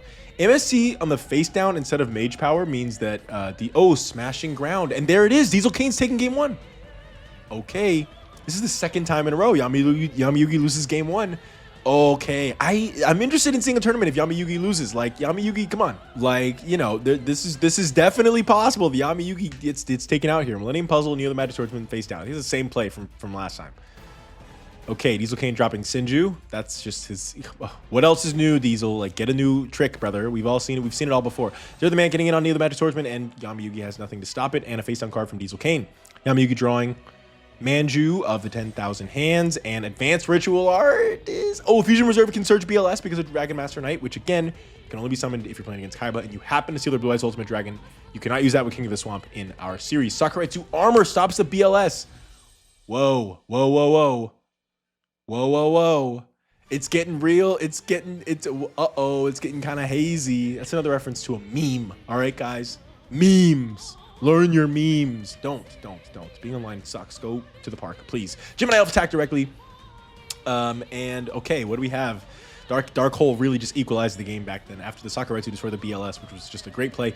Zero Ritual. Yeah, it's kind of... I wouldn't really want Zero Ritual with this low cards because if it gets stopped, you're kind of done for. The Stim Pack is a much safer play for now. Monster Recovery. See, again, if you have a lot of spells and traps, Monster Recovery is insane because it doesn't shuffle back your whole field, just your monsters.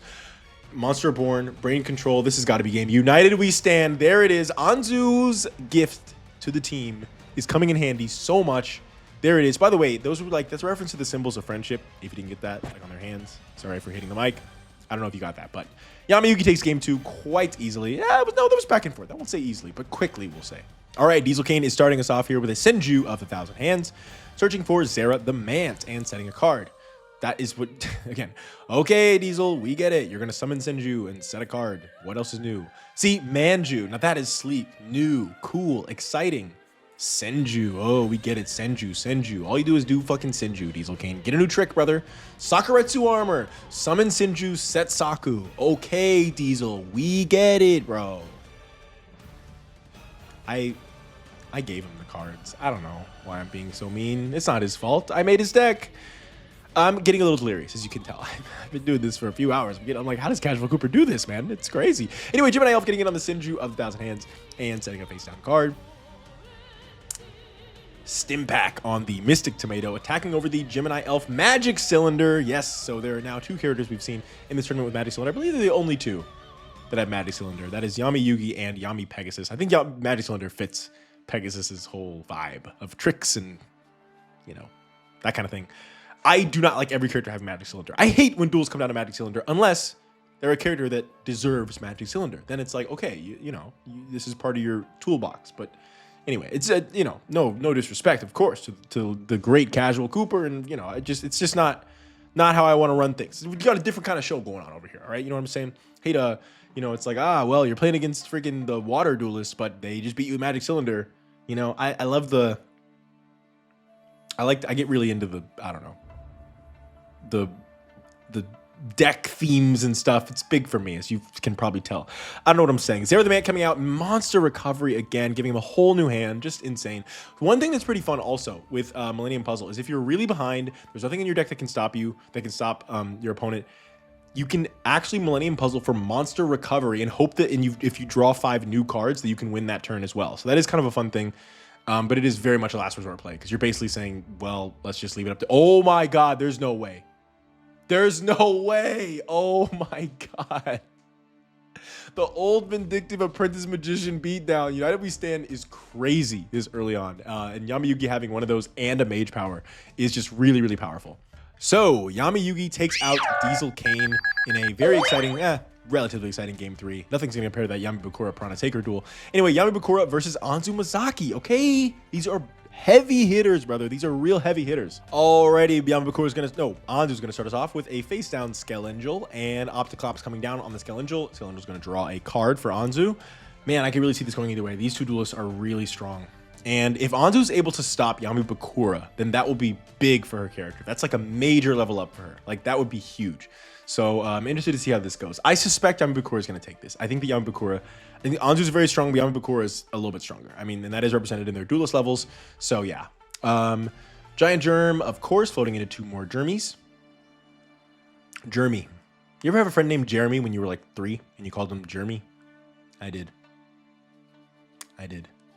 Anyway, Learning Elf coming down. Of course, most of her monsters, except for her spellcasters like Mahavilo, are weakened by Yami. I kind of like the idea of like, you know, he's like, we will duel in the shadows, Anzu. Haha, you're not ready for this, you little girl. And she's like, you know, some of her fairies are like choking, and I'm like, oh. And then she's like, you think that I don't understand the shadows? And then she summons a Mahavilo, and she's like, I can control the shadows too. Not control, but I can live here. This is my domain as well. I'm versatile. I don't know. The lines would be cooler than that, but you know, that would be like the beats of the scene, right? I think that could work. Not like a Bane. It's not like Bane, like, I was born in the, like, it's not like I'm more dark than you because you're Yami Bakura, but I can play here too. Like, you're not just going to completely own me just because we're here type of thing. You know, it's not quite Bane, but it is. Anyway, I don't know what's going on here. Graceful Charity, draw 3, discard 2, discarding Learning Elf, Graceful Charity again. Such a great play. Hoshi Ningen and Lucky Iron Axe. Okay, with swords, this is good. This sword, I would have maybe gone for Dark Necrophy here. He can kill your monster at the end of the turn, but when you have swords, that's okay. And now that it's in defense mode, it's way hard to get over, right? To get over it, right? So I don't know. I think that I would have taken advantage of the Hoshi Ningen being on the field at that moment and just gone for it. But what do I know? I just, you know, made the decks. Nova Summoner attacking on the Wall of Illusion. And as with last tournament, man, I kind of underestimated how much Wall of Illusion with these Power of Darks would be just like last tournament, and that it is so strong. Ring of Life here. Oh, yeah. Uh-oh, Dark Necrophyr is going to steal my monster. My Hoshi Ningen. Oh, dude, Monster Reborn bringing it back. You can't catch a break, Anzu. This Dark Necrophyr is just such a guy. It is everywhere. It's crazy that it can be, it's a first, like this, you know, from a card this old, with this good of an effect, you would think that it would be an only, but it's a first, right? So the fact that you can just always bring it back, and then every time it leaves the field from its from the monster zone, it just gets that effect. It's so hard to play around. It's just such a asshole, and I love it. I absolutely love it. Okay, Opticlops getting into Learning Elf drawing a card. Skelangel, of course, drawing another card. Anzu, so much advantage in this deck, man. He is complete control of the field, but she just drew 3 cards. So, you know, we'll see. Soul Taker, end the turn with a face-down monster. Boom. That's how you stop Dark Necrofear. Until he premature burials it back or some shit. Okay, Doomsday Horror is interesting. My body is a shield to potentially protect her. Yeah, she would have maybe lost the game. I don't know what her face downs are, but that was really good because now Nova Summoner can float and she can stay in the game. That My Body is a Shield doing a lot of work there. He was trying to go for game. And Shining Angel. This is, of course, playing Shining Angel, Nova Summoner perfectly. As far as which one of those you go into Shining Angel last on the last attack, as I mentioned before. Mahavilo, Shine Palace. Shine Palace. Oh, we're big. We're big. We're buff. That Mahavilo's getting in big here. Okay. Okay. The counter attack has begun. Solemn Judgment on the Dark Hole. Oh, Bakura. I'm not locked in here with you. You're locked in here with me, brother. The Dark Necrofear is really... Wait. No! Yes! Fairy Meteor Crush. Yes! Yes! I was like, why would you do a third Shine Palace unless the one copy of Fairy Meteor Crush? That's a new card from Anzu. And he can't play around it. That's just the game, dude. Oh my god. Don't care about his turn to Dark Necrofear. I'll just bypass it completely. Hell yes. Hell yes. All right. Bakura is down a game, starting us off in game 2 with 2 sets. What do we have, Anzu? Shining Angel being choked by the darkness there, but able to get over the Giant Germ anyway. But Giant Germ can now crash, although you don't want to crash now if you're Giant Germ. He's probably going to tribute this for like an Earl Demise or something. No, I thought that would be so cool when I got that right, but I'm an idiot. Yeah, don't crash there. She has so many floaters. You're just going neg there. It's not like you'd be able to end that with her like not having a floater. She has 6 in the deck. So, and then what? She goes into Learning Elf. She draws an extra card. You're not winning that one. So yeah, Earl of Demise. Okay, I was right. I knew it. Okay, that Earl of Demise is always in there somewhere. I think he only has like 1 copy. So I don't know. I just got lucky there. Shining Angel into Nova Summoner, and yeah, I think that was her last Shining Angel. She doesn't have any way to search Mahavilo, which is like the major downside in her deck, right? Because a lot of times she just kind of has to wait for Mahavilo, but she's so good at waiting. She's so good at just sitting on guys, drawing through the deck, and waiting to draw the Mahavilo. But in games where she doesn't draw it, which does happen, then she has a little bit of problems. And Bakura is feeling great here. Again, she has so much draw power that usually she does, but she often doesn't. Okay, she doesn't have the Mahavilo. She's going in with the Learning Elf. Oof. Okay, you know what? We take those. We take those. She probably has like a Solemn or a My Body because, oh, wow. If you're Bakura, that's a really not great because you don't get to get Dark Necrofear's effect. But I guess, I don't know. I guess he felt he had to. That's not great. Swords Revealing Light to reveal that Wall of Illusion. Very cool to think about the Yami Power of Dark, and she has the light. You know, it's kind of like Yugi in that Panic Duel. Anyway, Lucky Iron Axe and Soul Taker get snatched out of the hand from Delinquent Duo. She sent Soul Taker of her own volition, which is interesting because that card is pretty good here, especially because he can get Dark Necrofear out at any moment. She must be pretty confident if she's just sending the Soul Taker. I guess she has Magician of Faith. Maybe she's got like 3 Magician of Faith in hand or something. I don't know, because you can always just get spells back. Mahavilo is finally here, baby. And getting on the Opticlops, and there it is. Okay, she's feeling great. Skelangel and Magician of Faith face down. 3 Magician of Faith in one deck. It is pretty crazy. I'll admit it, it's pretty crazy. Fairy Meteor Crush. Okay, see, if it's me, nigga like me, if it's me, I'm flipping that Magician of Faith. If I got Fairy Meteor Crush, I'm flipping that Magician of Faith and getting a Shine Palace. Angel Blast. That's another. Oh, Dark Sacrifice. Okay. Guys, I'm sorry. I'm too hype over this shit. Okay, Tribute to the Doomed. Angel Blast, anime only card used by Asuka and GX.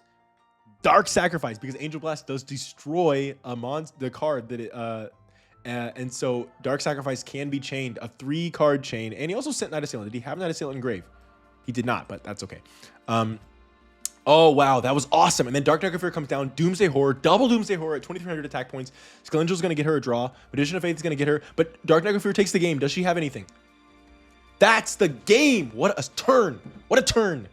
Oh my god. The Dark Sacrifice stopping the Angel Blast, and then he wins the game that turn. Amazing. Amazing. Game 3. Anzu starting us off with just a set card. She probably has a decent hand, actually, and she just doesn't want to play at turn 1. That's my guess, but we'll see. And also that could be like a solemn on my body. Like she could have some good stuff cooking here. Graceful Charity. Send some Learning Elves. No Learning Elf there. And Magician of Faith 2 sets. Okay, maybe I was wrong. Maybe she just didn't have anything turn 1. I don't know.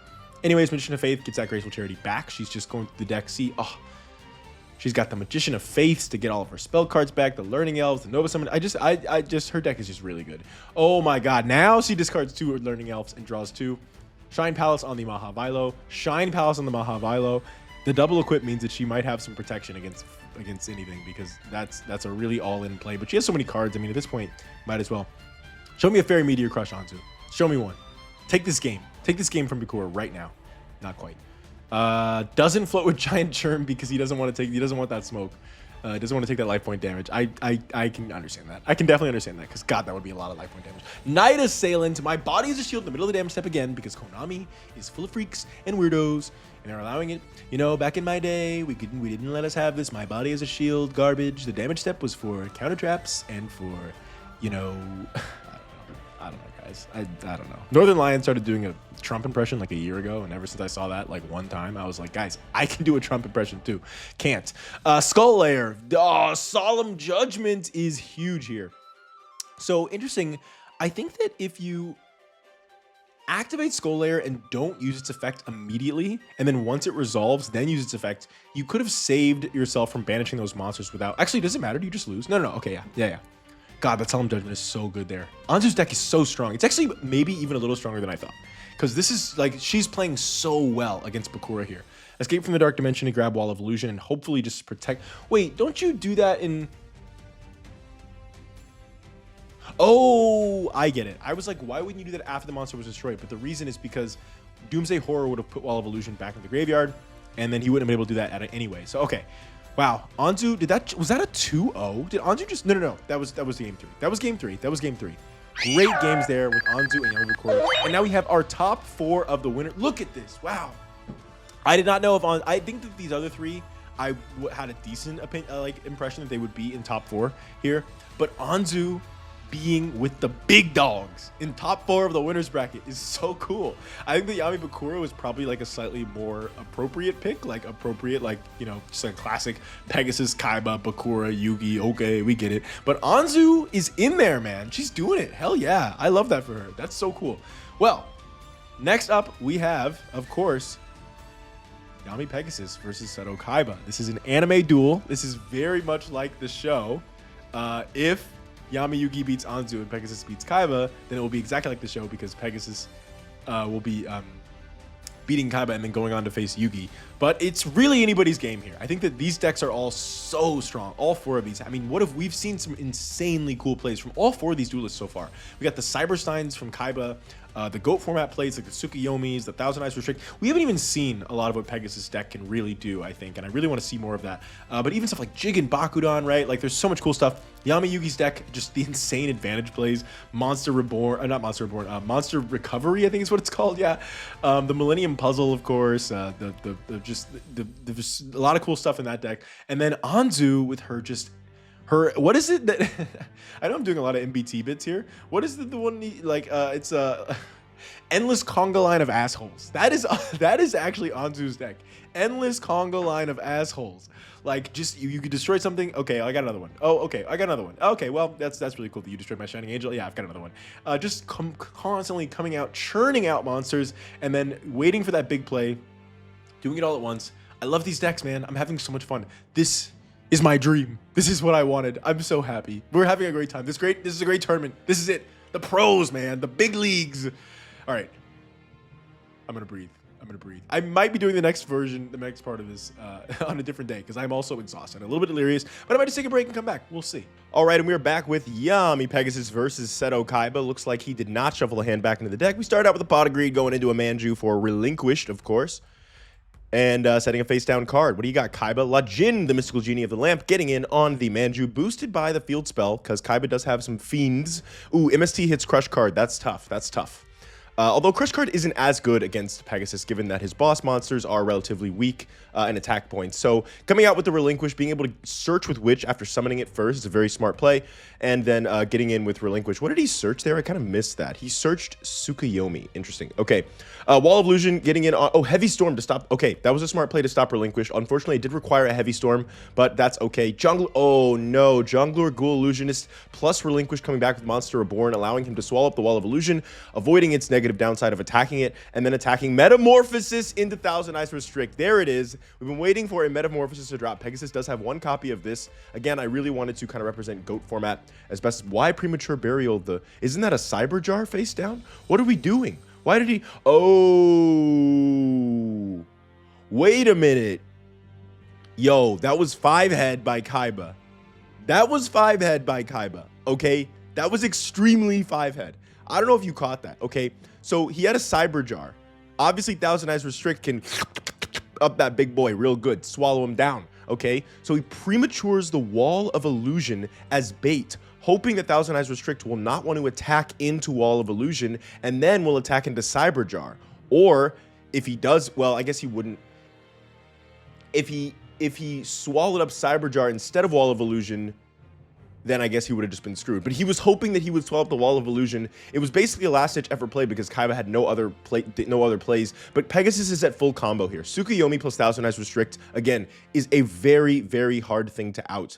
I mean, there is a decent amount of monster destruction, so it's not impossible. But anyways, unfortunately, despite Kaiba's good play, he was not able to defeat Pegasus. All right, Millennium Eye coming down, and it is finally going to shuffle back into the deck. Finally, we do see that it does show us when that happens. So I guess he's just being a little, you know, a little conservative with that skill. You know, it does make sense. I was thinking about this since the last video because I'm also, this is a new day, but you didn't even notice because I kept my clothes the same, unlike in the last videos. What am I missing? Hold on, what's going on here? He just went into Cyberstein and then Darkhold because he knew he would lose to Blaze Ultimate Dragon. But the thing is that if you don't shuffle the hand back into the deck, then it gives you full knowledge of what the opponent's playing, which is pretty cool. It's a pretty smart.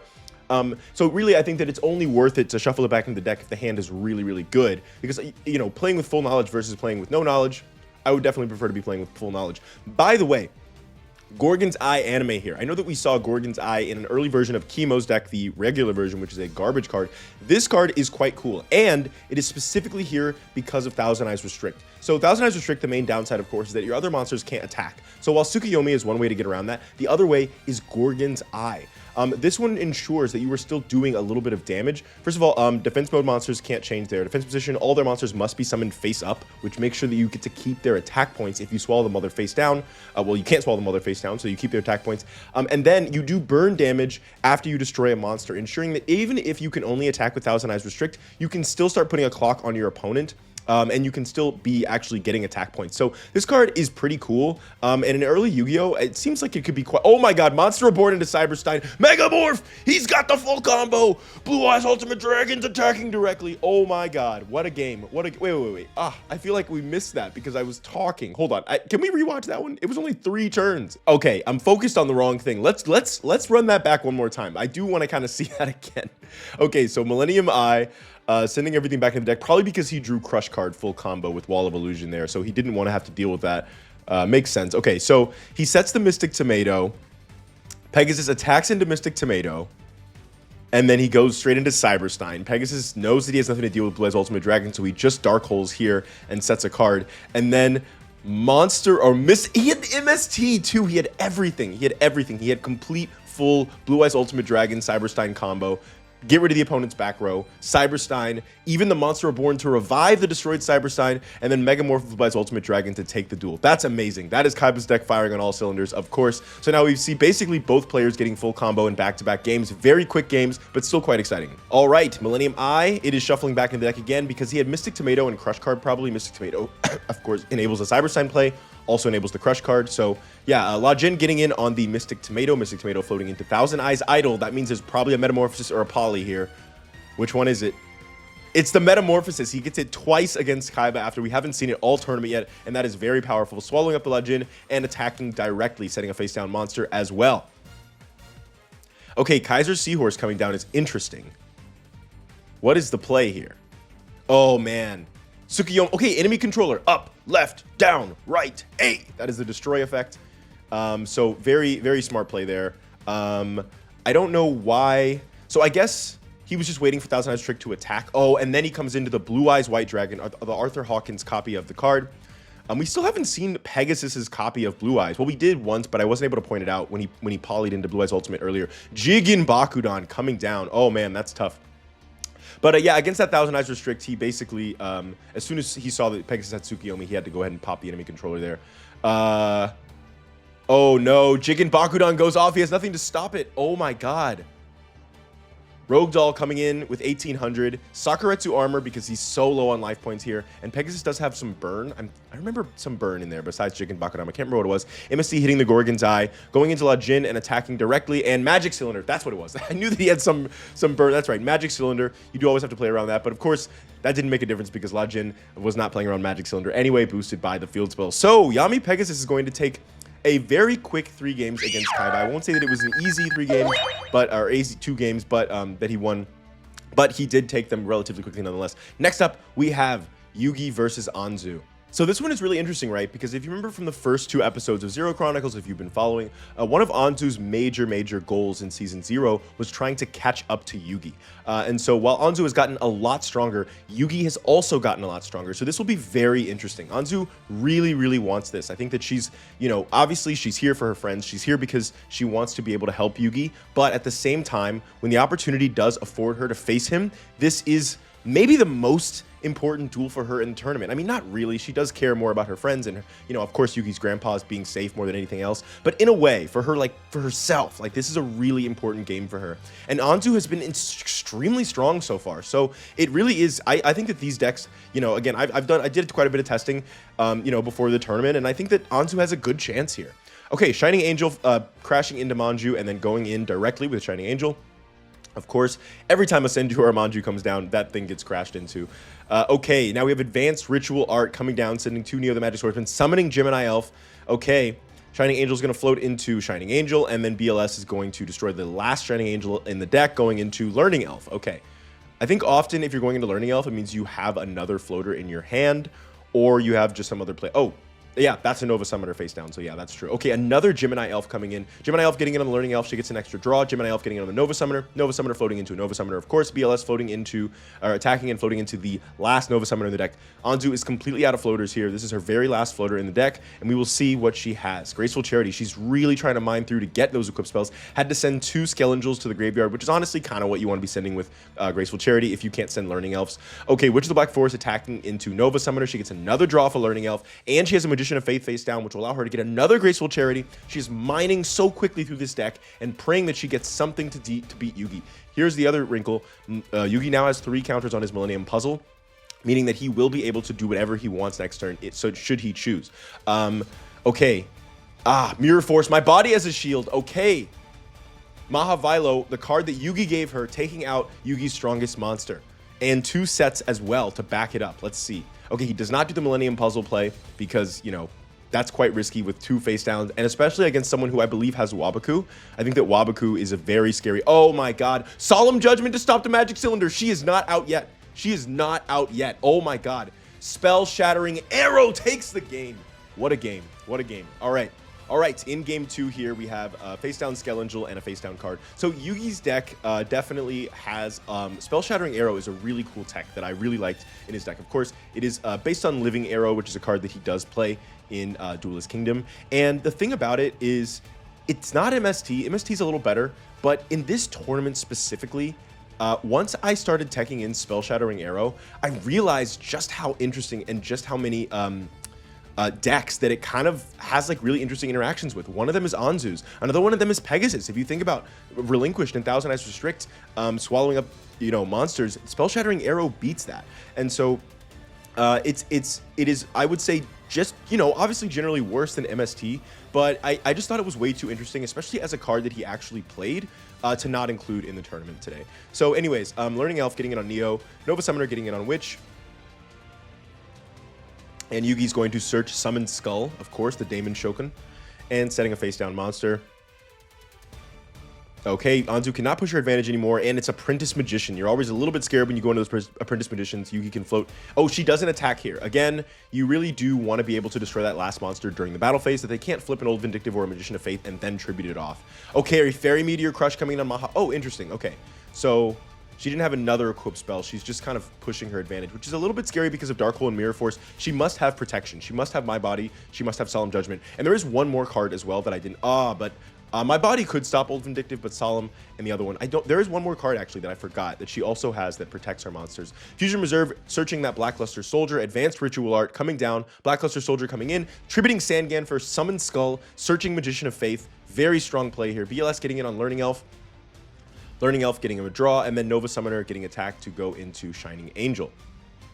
All right, Anzu, what do you have? Annihilating Light at end phase destroys the whole field. Amazing. Wow. Okay.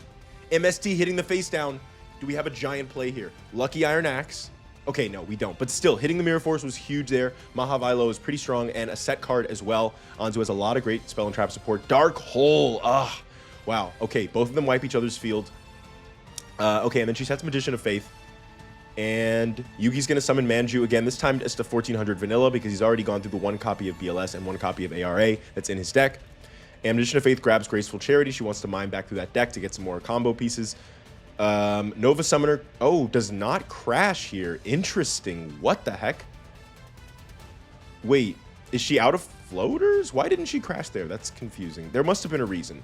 United We Stand going into Gemini Elf and Collected Power. Boom. Oh my god.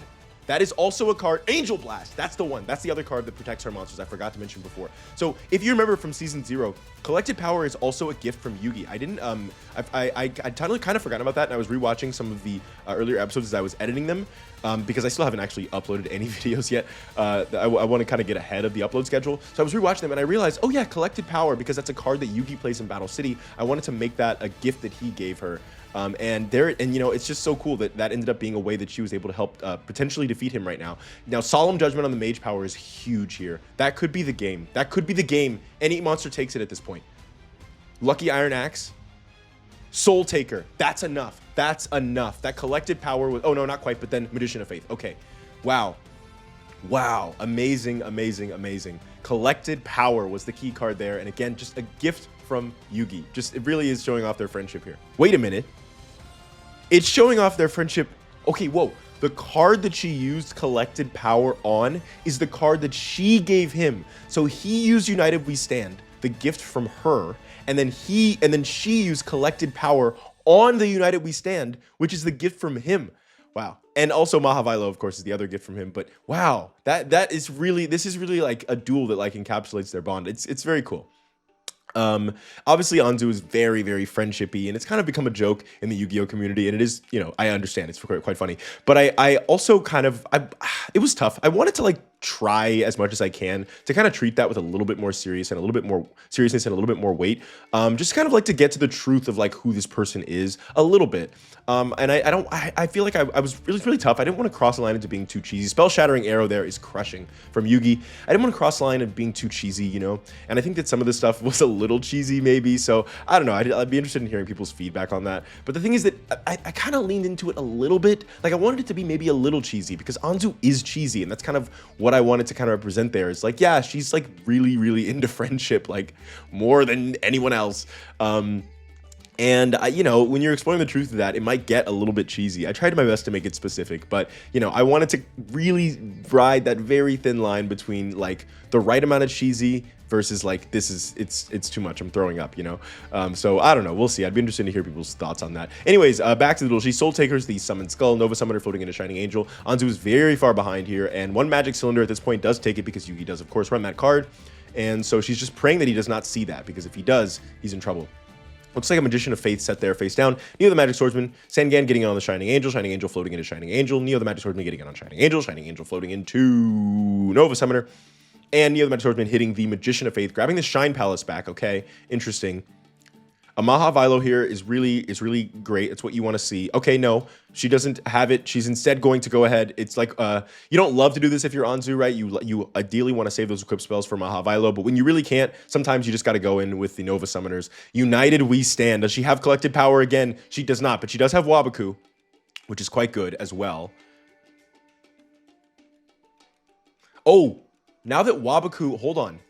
Now that Wabaku is gone, there's only one copy in the deck. Yugi can Millennium Puzzle for Heavy Storm at any point. I think that, like, if he had done, I have to go back to check, but it seemed like potentially in the past, in this duel, he could have Millennium Puzzled for Heavy Storm, but Wabaku would have made him lose. So my guess is now that Wabaku's out of the game, the Yugi player, if they're thinking the right way, they now understand that their Heavy Storm Millennium Puzzle play is probably online. Mystical Space Typhoon in the United We Stand is quite tough for Yugi there. Anzu is slowly creeping her way back into this duel. She was really far behind in the beginning. Lucky Iron Axe again on Nova Summoner. That's really interesting. I guess now you get over BLS. But I don't know about that one. That was an interesting play. And putting Learning Elf in attack mode here, again, BLS just takes it. So you must have something face down to prevent BLS from just taking the duel here, because especially if you're using that Lucky Iron Axe to play around BLS, here it is. Does she have it? Does she have it, or was that just a misplay? That was just a major misplay, honestly. Yeah, because playing around BLS just in general, that's the card he's getting out more than anything else. It kind of should be his boss monster, to be honest. So just playing around BLS in general should be something at the forefront of your mind. But then even if it's not already, why play the third Lucky Iron Axe on Nova Summoner if not to make sure that BLS can't get over you? Which means BLS was in your mind and you still just normal summon the Learning Elf in attack mode. I'm just not sure about that play. But either way, Anzu is now moving to the losers bracket and Yugi moving on to the finals to face Pegasus. All right, Pegasus versus Yugi. This is it, the finals of the winners bracket. Let's see who has it. Of course, they both have Millennium items here. Millennium Eye is definitely, shuffle that back. The Mage Power, the Magician of Fate, the Mirror Force. Just a very good hand there. So yeah, I understand shuffling that one back. Gemini Elf coming down, boosted by the Field Spell, of course, and hitting into Rogue Doll. Millennium Puzzle has one counter. Tsukuyomi coming down, which is a great counter to Gemini Elf just in general, and destroying that Gemini Elf. But now Pegasus is left with no monsters on field, which could potentially be a problem because Yugi does have quite a lot of decent stuff. Okay, only a Neo the Magic Swordsman. You can take that 1900. That's not too big of a deal. Okay, Pegasus sets Wall of Illusion, which will be boosted by the Field Spell, which is very good. This is a great counter to Neo right now. We'll see if Yugi has another thing to stop this. He does not, but he hasn't normal summoned yet, so he can just summon that back to the field if he needs to, and without too much trouble. And he sets a face down as well, a little bit of insurance, perhaps. Okay, Tsukuyomi coming down, another counter, another counter there. Yeah, Yugi's 4-star monsters all have quite low defense. So Tsukuyomi actually, Wall of Illusion plus Tsukuyomi, Yugi's gonna have to do something a little bit more interesting than just summoning his 4-star vanillas. Rogue Doll getting into Old Vindictive Magician here, which will stop Wall of Illusion. So now at least if he summons one, he can do a little bit of trading instead of just summoning it for no reason. Heavy Storm, okay, he scapegoats and Eye of Illusion. This is of course a new card based on the card that Pegasus played in episode 2. Preventing illusion and spellcaster monsters from being destroyed.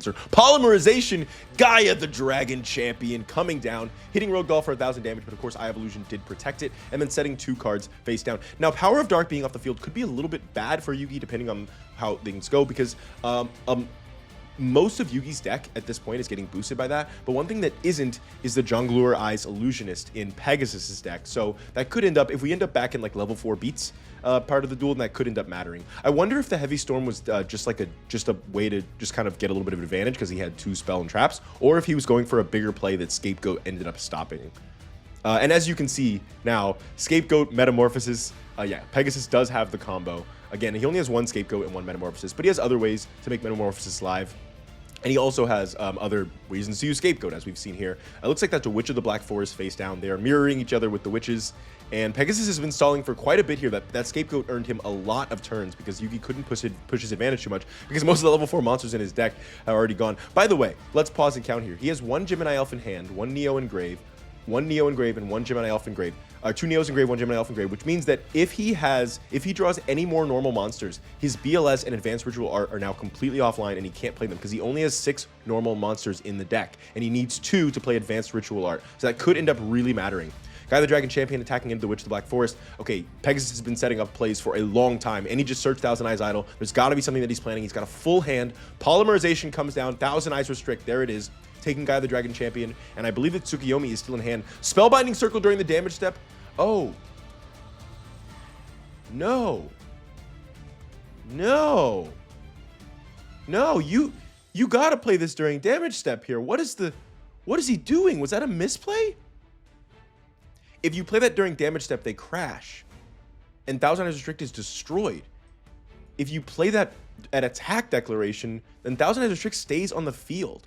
Now, it can't attack, which is fine, but it can just suck up your monsters every turn. What was that? Was that just a misplay? That was a horrible... I do not agree with that at all, because we knew he has Tsukuyomi, so he still has full combo. Oh no, he's not even affected by Spellbinding Circle anymore because of Tsukuyomi. What was that play? That had to be a misplay, because he has nothing to... Like, there's nothing that's happening right now that makes that play make sense. That had to just be a really bad misplay from Yugi right there. And that could end up costing him a lot. This Thousand Eyes Restrict would be dead if not for that. And getting into a participant, Magician of Faith here. He goes into Pot of Greed, just hoping to mine that deck for a little bit more. Pegasus is low here, which means that, you know, you are a little bit afraid with the Millennium Puzzle that at any point he could just kind of do a lot of stuff to kill you. Manju, okay, it looks like he might... Okay, we don't know. He might have normal monsters in hand, or he might just not have BLS. He might have already... Oh my god, Heavy Storm to destroy Swords Revealing Light. Thousand Eyes Restricted sucked up by Manju. Tsukuyomi... Yeah, oh, Monster Reborn. Oh my god. Tsukuyomi, Mystic Tomato, Gaia the Dragon Champion all get in directly, and then you can flip during main phase 2 to make Yugi not be able to attack. Wow, that is the perfect usage of Tsukuyomi and Thousand Eyes Restrict there. He is firing on all simulators, but he leaves no face downs. He leaves no face downs. Millennium Puzzle, Dark Hole, Advanced Ritual Art, BLS, Mage Power takes the game. Oh my god. Could he have played around that? Dude, Pegasus fumbled. Pegasus fumbled so hard. You have to remember to play around Millennium Puzzle, guys. Oh my god. If you just set 1 or 2 cards, your opponent is too scared to use Millennium Puzzle, and they likely won't use it. If you forget to set a face-down card, they know that you can't stop them. They can do Millennium Puzzle and try to win the game in one duel, and he did just that, searching Dark Hole, summoning his boss monster BLS. His boss monster, he hasn't summoned Dark Magician once, which is his real boss monster. Okay, BLS is just another guy. Oh man, what a game! What a game! All right, Millennium Eye is not going to be shuffling back into the deck here, even though he has Brain Control, which is a counter. I think that if you're Pegasus here, you probably want to just be looking out for counters to Relinquish and Thousand Eyes Restrict. So even though he has Brain Control, I guess Pegasus was okay with that. So he's Brain Controlling for the Jungler guy's Eyes Illusionist, which is a great play that gets him ahead here, unless this is Magic Cylinder. It is not. Oh, that's huge. That's a great play that gets him ahead here, but... using up the Brain Control before Relinquish or Thousand Eyes comes out is, oh, Monster Recovery. There it is. Now, again, Monster Recovery and Monster Replace, I also was excited about having in this tournament for Yugi, because not only did he use them in Duelist Kingdom, but they create such interesting interactions and mind games, again, with Yugi and Pegasus specifically, because Monster Recovery and Monster Replace, Magic Cylinder is now coming out for 3,000 damage to the face there for Yugi. They created such interesting mind games. Mesmeric Control anime is huge there, stopping Black Soldier, making it a complete sitting duck. At this point, you just hope you contribute it off for a Summon Skull or a Curse of Dragon or something. But yeah, being able to... what was I talking about? Yes. Okay, Monster Recovery and Monster Replace. Both of them well, Monster Replace is essentially a quick play, and Monster Recovery is a quick play. Being able to chain to Relinquish or Thousand Eyes Restrict to prevent its effect from going off is really cool and creates some cool, really fun stuff in this matchup specifically. So they were already in the deck. I actually didn't think about that while I was deck building, because they were just insanely powerful Duelist Kingdom cards that Yugi used, and so I wanted to give them to him. But as I started testing out the decks, I was like, whoa, this is actually really cool, and there's some really fun stuff that you can do with that. So yeah, I'm excited about how that ended up. So, okay, let's see here. Magician of Faith flipping for Brain Control. Brain Control. He must be going for game here if he's Brain Controlling the opponent's Sangan. United we stand on Magician of Faith. Wow. Wow. I don't know. I guess because... yeah, because even if he can stop any one attack, then he still wins the game. I guess that's the reason for that. But anyways, Yami Yugi taking 2 games against Pegasus and continues his undefeated status in Zero Chronicles.